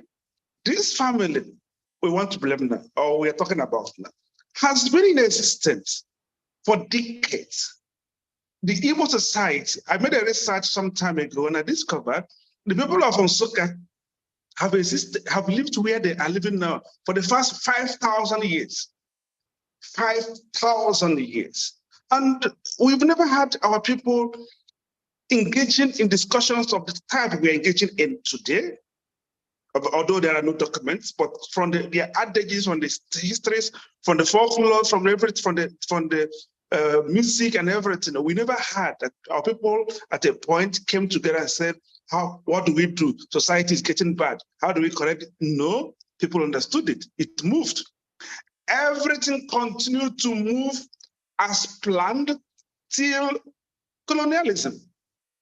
I've given this lecture once also here in Germany. I told the minister, look, these things you people are talking about here, be mindful, be careful the way you talk about Africa, about the work, because the topic was about what they were doing in Africa to improve the livelihood of Africans. They were mentioning things like HIV, AIDS, the problem, corruption in politics, people not wanting to work, laziness, people trying to leave the country, people trying to joblessness in Africa. They were talking about all those things. But I told them, now look, these things, you're talking about this as if this is endemic in us. Minister, because it was a minister who gave the lecture and I had to respond. I said, Minister, these problems you just enumerated here, we knew how they came, we knew when they came, we knew who brought them. Things were moving smoothly. Our people never had this kind of discussion. There was no need. Everybody knew his role. Everybody knew the importance of work. So it wasn't the family. It was colonialism that brought everything to a stop. It was colonialism that shattered, that brought all this discussion we're talking about. And I told the minister something I will also say here. I told the minister, do you know that Africa was partitioned by your people, not according to people, but according to the resources on ground, according to what they will steal, what they will take. By so doing, they destroyed everything. There was confusion. There must be a confusion in such kind of division. There must be confusion. I told him, the minister, that division you people created, that is what we are talking about now. If you are sincere, it's not about sending aid, sending money to not help any human being. We have to go back to Berlin. Because everything started in 1885 in the Berlin Conference, I told him. Everything began in Berlin Conference. If we are sincere with this discussion, Minister, we have to go back to Berlin. And there we have to talk about how do we amend, how do we repartition, how do we create these people, how do we draw this map so that the people can live as peoples. All over Europe, sister, you live in Europe. Germans are Germans, French people are French, Italians are Italians. I'm in Italy now. The people are people. We cannot talk of a nation. A nation is made of people. In Africa, we have countries, not nations. Countries don't develop. Nations do. So as long as we are not a nation, as long as we are not working as a nation, as a people, people is the major word. As long as we don't know ourselves, as long as we don't know have a culture, as long as there is no historical connection, as long as it doesn't connect, no matter how you try. Okay, thank you, Father. Thank you so much for that aspect. But I must also say that even when you read a book like Chinua Achebe, when describing Onoka, Onoka wasn't a product of colonialism. Onoka was a character within the pre-colonial context, considering the literature. So, and you heard also how he was addressed. He was told, "You are wrong." But today, what will the priest? What Chika, the chief priest of that time, told him, "Onoka, go home and walk like a man." The spirit yes, understand. I'm trying today, to. What do the religious leaders say? They tell you they ask you to sow seed, they ask you to go and do family deliverance. They tell you all sorts of rubbish that do not work. Yes, Father, you are correct. That time, Onoka was told to go and walk, but when I want to draw the line, Father, wait. Father, can you wait? Father, can you wait?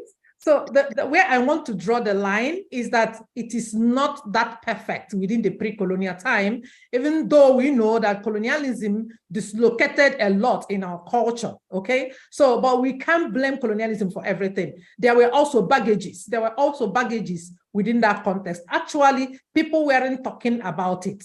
But there is also the context where meetings are held in the market squares to discuss issues, just like we are discussing now. So it is not something from the norm, from out of the normal, that discussing a society, discussing what's happening among the people is not what is new. It is not just new. It happened even in pre-colonial times. Pre-colonial times has its own baggages, has its own challenges that were discussed in that context.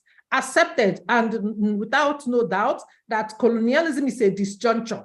It's interrupted a history. It's interrupted a developmental process. Nobody is contesting that. But we don't have to, exaggerate the perfection of that society then. It was never perfect. There were injustices. There were people dying for what they didn't do. There were people denied of recognition. There were Osuke system.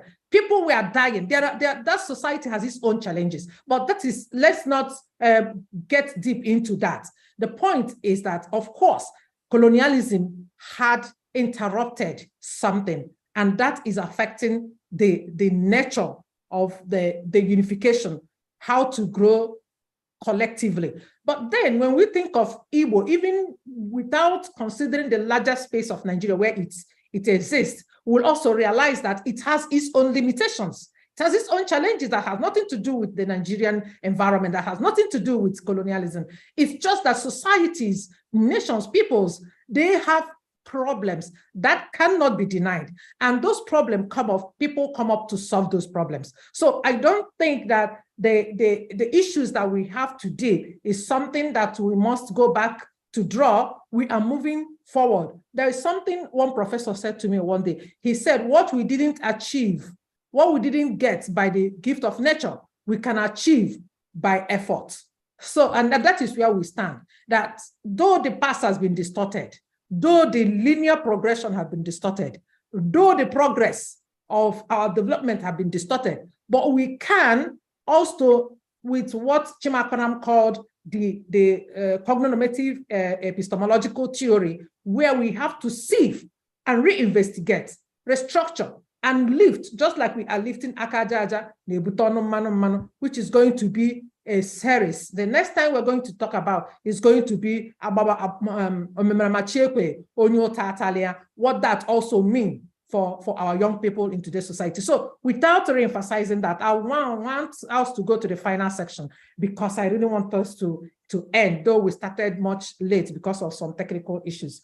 Now, I will still go around the discussants for them to comment on or emphasize a way or ways we can restore the value in our society, this value, replacing recognizing wealth over honesty and character, and justifying means while not taking into consideration, justifying ends over the means.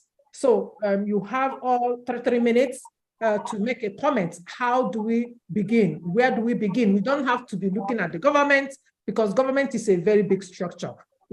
Like somebody said, family. How do we start impacting these values in the family again? Father and Onewu mentioned the church, that the church is also becoming too abusive. The church has its own rule. And I think church also functions as a parasocial, or what sister called parasocial. I think the church also functions as a parasocial. The school community, Father Sylvester mentioned about community, basic communities, functions as a basic parasocial context. So how do we begin at this small level to inject again into our society this consciousness of doing a dignified work, and also to be able to resist the temptation of trying to be like that person or trying to be like that person that creates this atmosphere of getting rich, getting rich fast. So I will begin with Dr. Emmanuel Okafor.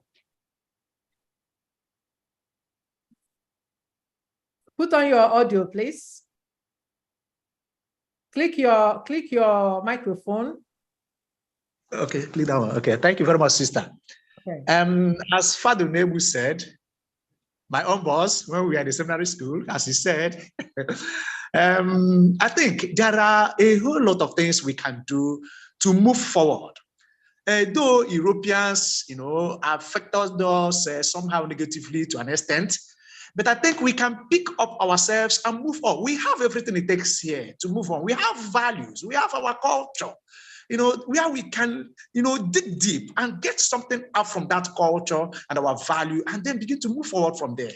So I think we can begin to motivate people here who are working diligently, people who are honest, people who are doing their job without fear or favor, without going through crooked means.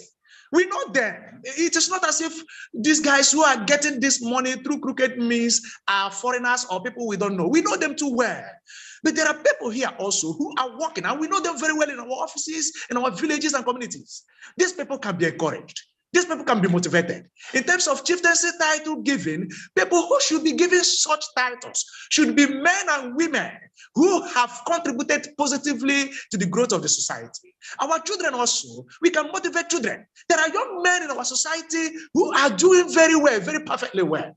They are not into Yahoo Yahoo or the one they call Yahoo Yahoo Plus. They are not into rituals, but they are living very well. They are into businesses. We know them in Aba. There are so many of them we know.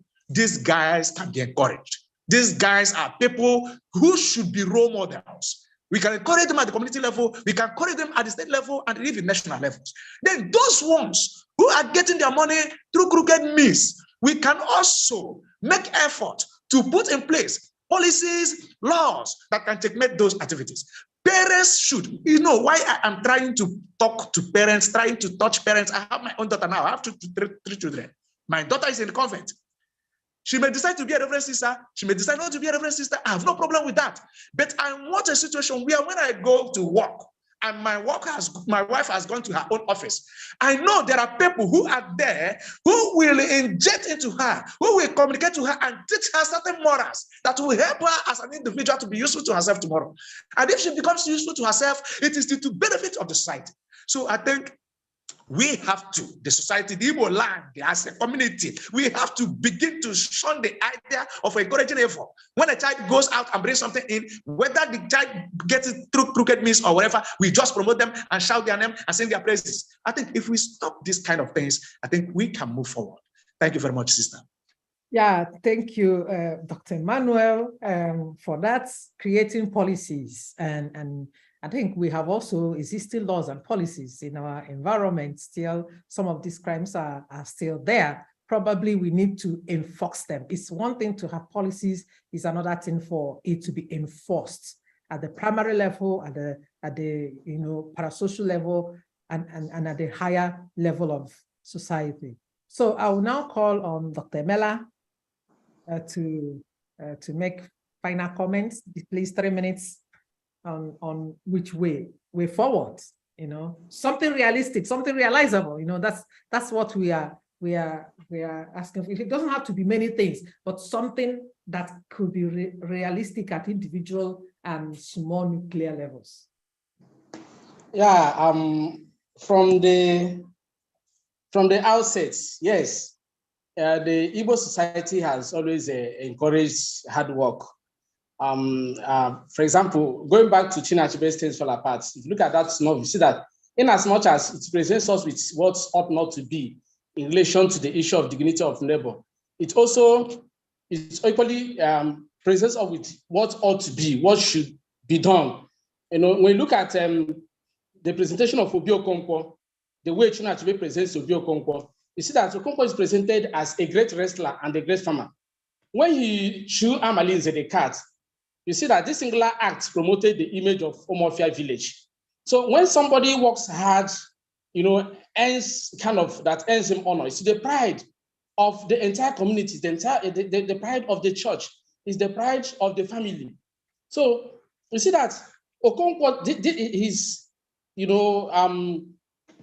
that is his understanding of hard work, his nature, the kind of person he is in that particular novel endeared him to the person that is called Akokalia. So it should be understood. We have to let our children, the younger ones, understand that when you succeed in life, it will, warm you into the heart of, great men in the society. Even Bible says that when a man is diligent in his work, it will make him stand before, great people. So hard work actually pays. It really pays to be hardworking. It's imperative to devise means of avoiding fraud and criminality in our society. It is very, very important. This is so because the society has to be free. The society has to be free before any meaningful development can be put in place. The first thing to note here is that people, particularly the Igbo, should learn how to be contented with whatever they have, irrespective of how big or how small it may be. They should aspire to be like, they should not aspire to be like, other people. Like Father said, some people, if some churches, some preachers will tell you, look, if you come here, the next moment you will become rich. It shouldn't be like that. To acquire wealth, to be rich takes years, So they shouldn't they aspire to be like, these people that want to be rich overnight. They should rather look inward with a view to discovering, their inner strength and building upon it. Again, people, particularly the Igbos, our youth, should work on their appetite for material things. We shouldn't just, when you see somebody, you don't know how long this person had worked, how he has struggled to earn money to build a magnificent house. When you see that house, you want to build that house in 2 days' time. No, we shouldn't be like that. We shouldn't be, greedy. We should curtail our appetite for materialism. We should learn how to understand that everybody must not be rich at the same time. We mustn't be rich at the same time. There should be respect for the dignity of human life. And as I said, there must be fear of God. Why people are greedy, why people are inclined towards materialism is because they lack fear of God. There's a difference between being religious. Like you said, some people, you see them, they want to display something that will show, they are really, being religious is not the same as having the fear of God. When one has that fear of God, one will want to work hard to earn whatever he or she wants. So all these things are very, very important. Again, there should be conscious, effort on the part of every individual to know the law of the land and to abide by the law of the land.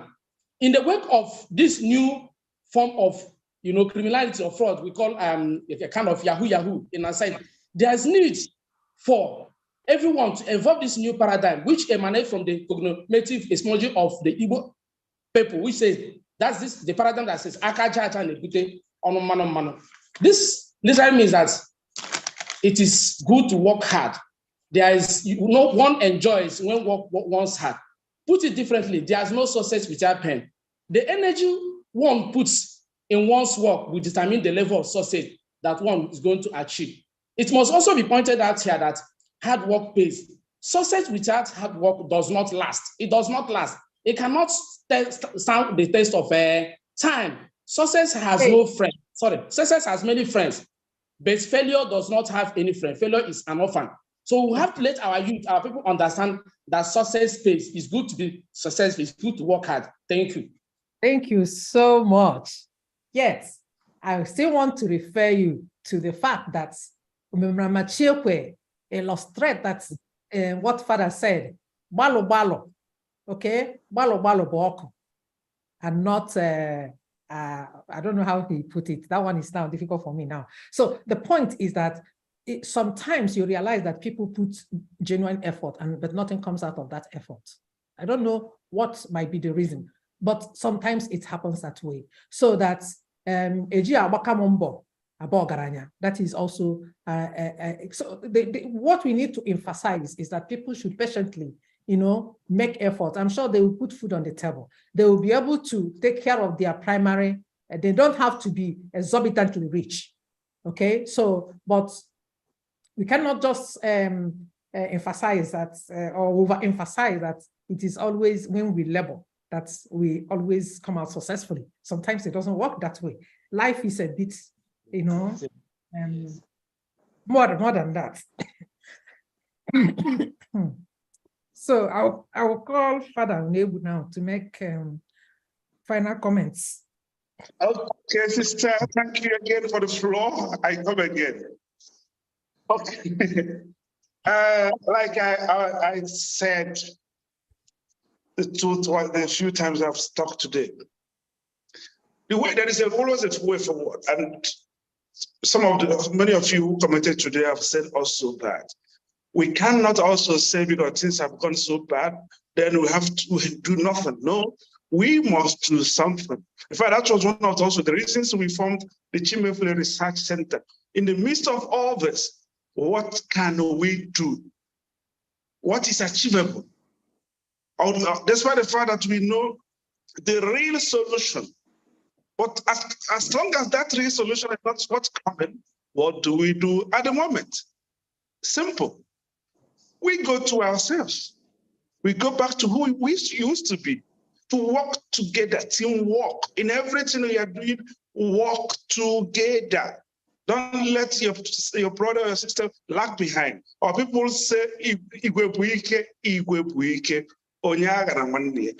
These are two principles that influence, that motivated people to work, or that helped people in achieving better results.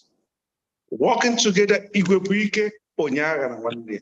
Nobody can do it alone. Nobody on this earth can do it alone. When you look at the sense of the church in Europe, the church in Europe built also through this principle, working together, the principle of Jesus Christ, love your neighbor. That was the principle the missionaries brought to us. Unfortunately, our Pentecostal brothers and sisters said, no, that we don't need that. We need the prosperity. You know what the problem of prosperity? Prosperity is egoistic. It's always, just watch our brothers. Just hear our people pray, online, offline. It's myself, me, my husband, my child, my this, my work. That is not a Christian prayer. No society survives that way. No society. When Jesus taught his people, or his followers to pray, he said, our Father, not my Father. Give us this day, not give me this day, my day, not my day. It's our daily bread. The same principle was what our forefathers based on. It was always the community. As there were people who said, a child is considered to be a property of the community. In those days, in the earlier time, the people who went abroad, they were not sent abroad by their parents. The community contributed because they believed it is our thing. We can only work and succeed together until we bring back this. We're not going anywhere. We are going nowhere. Like I said again, these things are good, but will they lead us to where we want? Not quite. Why? I go back to what I said, colonialism. Do you know that every town in Igbo land that answers Okigwe, Oka, all these things with Oka or Igwe, they were referring to iron ore. Our people started melting iron thousands of years before it was started in Germany. Our people knew what iron was many years before Germans knew about them. But what happened to them? Our people were producing guns. What happened to them? The colonial master was afraid. These blacksmith people, they are dangerous. They are the people who produce guns. They are the people who produce all this ammunition. Let us burn all of them. All these factories, all this workshop, we are raised down. All the guns confiscated. All the blacksmith imprisoned. Many did not come back. People were producing equipment. People were producing clothes. We are not naked as they were as they paid. But the thing is that if we allow them to produce their products, who will buy ours? You see, that's the competition. If we allow them, who will buy our own product? Let us kill their business. Let us kill their industry so that we can market ours. So this has been the fight between the colonizer and the colonized. If you say, let us allow the colonizer, let them do what they want, let us go to our village, what can you achieve in your village? Well, tell me what you have achieved. You can only eat. You will eat, you will go to that farm and produce yams. How much are you going to sell them? China will multiply that thing you take that took you 6 months to do. Chinese farmer will produce that in 1 hour and bring it to Nigeria. What happens to you and your product? If the government does not come into it, if there is no proper restructuring, if there is no proper governance, sister, we may achieve something, but we shall achieve little. At the end of the day, people will still leave the society. People will want to migrate from Arondizog to America. Because how much will a farmer sell? One will go to America and work in a restaurant. The money he's received in an hour, is what a farmer received after selling his entire product. That took him 6 months. So how do we go from there? As we do these little ones, which will not go anywhere further or not go too much, we must also not forget the big project.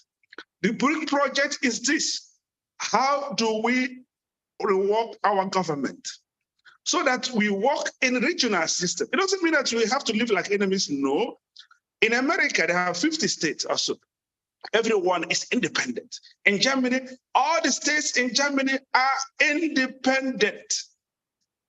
They're not quarreling. I've told other people, but all the states are regional. It is only a regional government that can enforce laws, can implement laws. We know there are people. We know all these things. Sister, the world is like your world. This place, if you don't take, the world is not just, it's not a child's play. People don't laugh here. If you laugh there, you are gone. You have to pull the bull by the horn. That's how the only way to survive here. In heaven, there was a war in heaven, don't forget. God had to just set that away down. The angels fought. I'm not saying that we are going to fight, but I'm only saying we have to do the right thing. And we must keep our eyes on the right thing until it is done. Otherwise, we're going nowhere. Thank you very much. Thank you, Father. Thank you so much. You are quite forceful about this regional thing. I think you are correct. I mean, when laws are enforced at what they call meta levels. It's easier to enforce and control. So I agree with you, but I still maintain that what we are talking about today is we don't need regional for families to be able to tell their children not to get involved in crimes, no matter what. We don't need regional for church communities to, to change their way of discussing the gospels and telling people to take responsibility for their lives. We don't need regional for our young boys. Who is that, please? Yeah, I ended. One more point, so that I can one concluding statement is this. One concluding statement is this. I talk about it's not that regional companies talk about all the things. Oh my God. Discussion. Why we need this regional companies as this? That family. It's fine. It's fine. Sister, I have a question. Sister, I have a question. That family cannot prove this unless there are laws. Sister, Father, it's fine. I've taken your point, and I'm sure our viewers are also hearing your views. Before I call Sister, I think that Gordian had been wanting to say something. So, Gordian, you have now to say what you want to say before Sister will make a final point and close for the day. Yeah, Sister, is actually a question to Dr. Okafor Emmanuel on what's about shunning the Yahoo boys or kind of invoking policies upon them. So I want to ask him, is it a must the federal government should have the duty of that, or can't individuals help in such in that? Okay, so that is a very good question. I think it connects to the last topic we were discussing. Thank you, Gordian, for calling our attention to that again. Dr. Emmanuel, that question was directed to you, but I think it covers all that we have been discussing today, whether the government must do something or shouldn't individuals be made to take responsibility. But the point is, should they take the initiative when they are the ones that took the initiative in the first place to commit crime? Will they have the mind to take initiative against themselves, or should some external force, make them to cooperate and take responsibility? But I will leave Emmanuel to just use a minute to comment on that, so that we can just close. We can't be here more than 6:30. Put on your audio. Your audio is not working. You have to click your microphone so that your mic will be off. All right, Sister, thank you very much. Both the individuals and the government should work as a team, like Father said, and I think somebody said that. As a team, individuals should work, while the government also should work. And if these two work together, definitely we must have a better society. Thank you very much, Sister. Okay, so I'll now call Sister to make a final comment, and then I will make the end this thing, and we close. We really need to go. Okay, yeah, thank you. I think we've exhausted the discussion. I have just maybe 2 or 3 points to make, and I will make them very quickly so we can, proceed. In the 1920s, there's a group of neo-Marxists, and some people will refer to them as the Frankfurt School social philosophers, who engaged in something similar to what we're doing. It's called the public sphere. They come and they engage in discourse, intelligent, academic discourse. And that was how they addressed some social problems. So with the question of how do we ameliorate this menace, I think we are doing, what we're doing now is one of the solutions. We are creating awareness. And I am happy this is being streamed live on YouTube, and it will still be available, for others to access. We do not know the ripple effect of this discussion. Some people may tune in tomorrow, tune in a month from now, a year from now, and hopefully they will be able to grab something from it. So creating awareness is number one. and we are doing it. And a lot of associations are doing it. I'm a member of, ISA, Youth Studies Association, and I'm using this platform to also invite everyone here, to tap into that, oasis. Every year, there's always paper, there are a lot of papers that address this information or this situation. That's number one, creating awareness, talking about it, and educating people. Number two is actually, again, using media. How do we use media? In 2006, a governor emerged in Akwa Ibom State. And we know there is this stereotypical assumption of Akwa Ibomians or people from Akwa Ibom. They are known for subservient jobs. If you need a cook, if you need a gardener, head to Akwa Ibom. He came in 2006, and he decided to create a masterpiece that began to dispel that stereotypical assumptions about Akwa Ibom. And a movie was created, and that movie, the title is Ekaete. If you've not watched it, I invite you to watch it. I'm not promoting it. I don't know anything about them, but I am using it as a term of reference. I think it was produced by Lancelot Odua, who is a very good producer. That particular piece addressed all the problems that Akwa Ibom has, social problems, stereotypical problems, and created a story that retold their story. And it was funded by the government. Again, Nollywood need to start creating pieces that tell stories, that carry powerful messages. Our people are consuming it. In fact, Chimamanda Adichie said that the number one product created by our people and consumed by our people is Nollywood and the music industry. Both people at home and people in diaspora.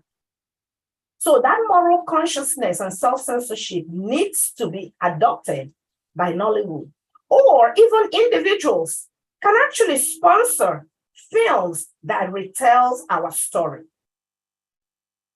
The number 3 point that I'm going to make is that we need to look at being wealthy and being rich. They're two different things.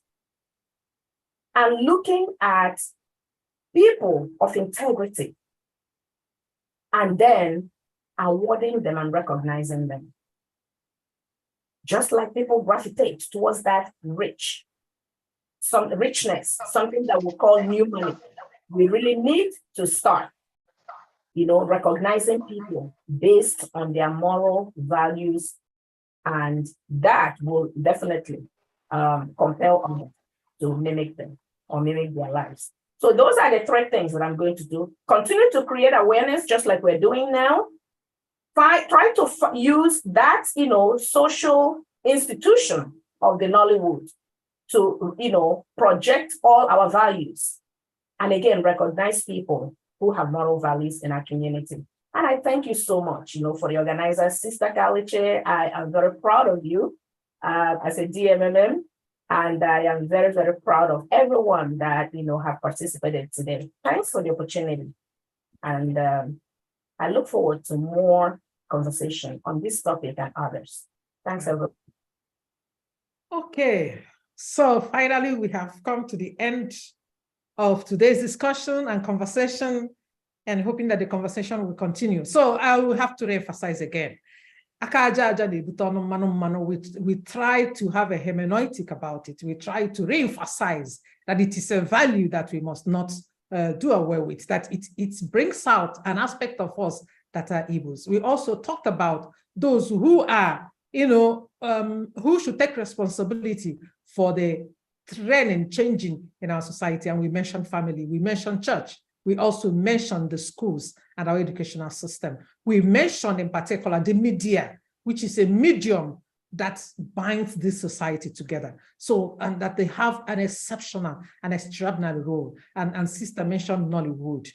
They should retell the story. They should project our values. They should re-emphasize these values. I'm not promoting any of Nollywood movies, but I think movies produced by Ugezu Ugezu always try to dip into the ancient values to project them. And Sister talked about sponsoring some of these stories. And I think Chimefula Research should also, you have been supporting a lot of things our people are doing. You might also think of trying to support some of these, stories that will really retell our values.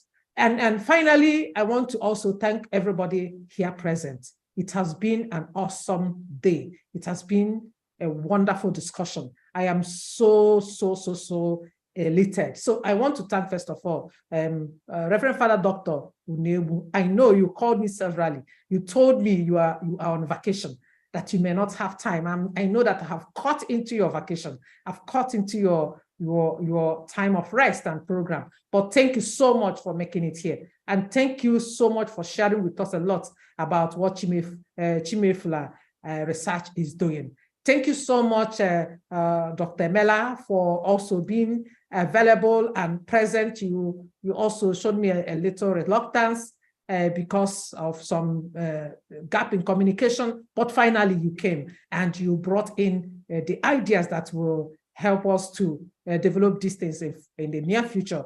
Dr. Emmanuel Okafor, thank you so much for bringing different ideas to the discussion and for the passion of participation. I also want to thank the members of Ikoro Forum who are here present. I want to thank everybody here present. Gina Gorom, Nadi, Samuel, George, Giasi, Ami, Sam, Gordian, Nemeka, Archangel, Phil, Mazizulu, and every other person. It's really awesome. Thank you so much for being here. And please remember that we must be the change we want. Yeah, sister, please, is there any way of joining the forum? As an SMM brother, it's also a member of Mr. Brother, is there any way of joining the forum? Yes, there is a way of joining the Ikoro Forum. I will just put in the email address here on the chat. Please send me a mail using the email address that I'm going to write here, okay? Okay, sister. Thank you, sister. And yes. Sister Kaliche, you didn't thank also Sister Ezuma to the last I'm coming now. So I just wanted to, in case we are closing. Yeah. No, I'm not closing. People are interested in the Ikoro Forum. I wanted to type the address. They will send me a mail. So ikoroforum@gmail.com. Am I correct? YouTube. Is it possible? Do you have data? Check your YouTube. 2 minutes, check, please. Maybe just Ikoro Forum. Yes, ikoroforum@gmail.com. Ikoro Forum. Ikoro, IKORO. Yes, forum@gmail.com. So finally, my sister, my beloved sister, I'm so proud. I'm so proud. Each time I do one program, I still have to look for one of my own, honestly, because I want to tell people that we are not just sisters. We are also people who contribute to the welfare of the society, that we can contribute in terms of our prayers, we can contribute in terms of our charity work, we can contribute intellectually, that we can contribute. And so I am so happy. I am so happy to have people from Nigeria hooking up from Imo State University, my alma mater. And from I think some members of ISA, Igbo Scholars Association are here. So I want to thank them in an extraordinary way for being present. So everybody, thank you. And never forget to join us in the future when we'll be discussing Umemarama Onyota Atapalea. In the other way, said Onyekwe Chiekwe, like a paradox. We'll be discussing this paradox in the near future. So thank you for being here and God bless you. Thank you, sister. So, Thanks, official everyone. end of the So bye and see you next time. Bye. Bye. Thank you. Bye. Thank you, sister. Thank you, sister. Thank you, everyone. Thank you. Sister, I am one of the sons of many mother of Mercy. If it interests you to know. Oh, it interests me to know that a son is here. I'm so happy Yeah. that a son is here. Thanks for being here. Okay. Yeah, And thank you. you can join the forum if you want and send me I mail will on. join. Okay. I will join. All right, thank you. All right. Okay. So.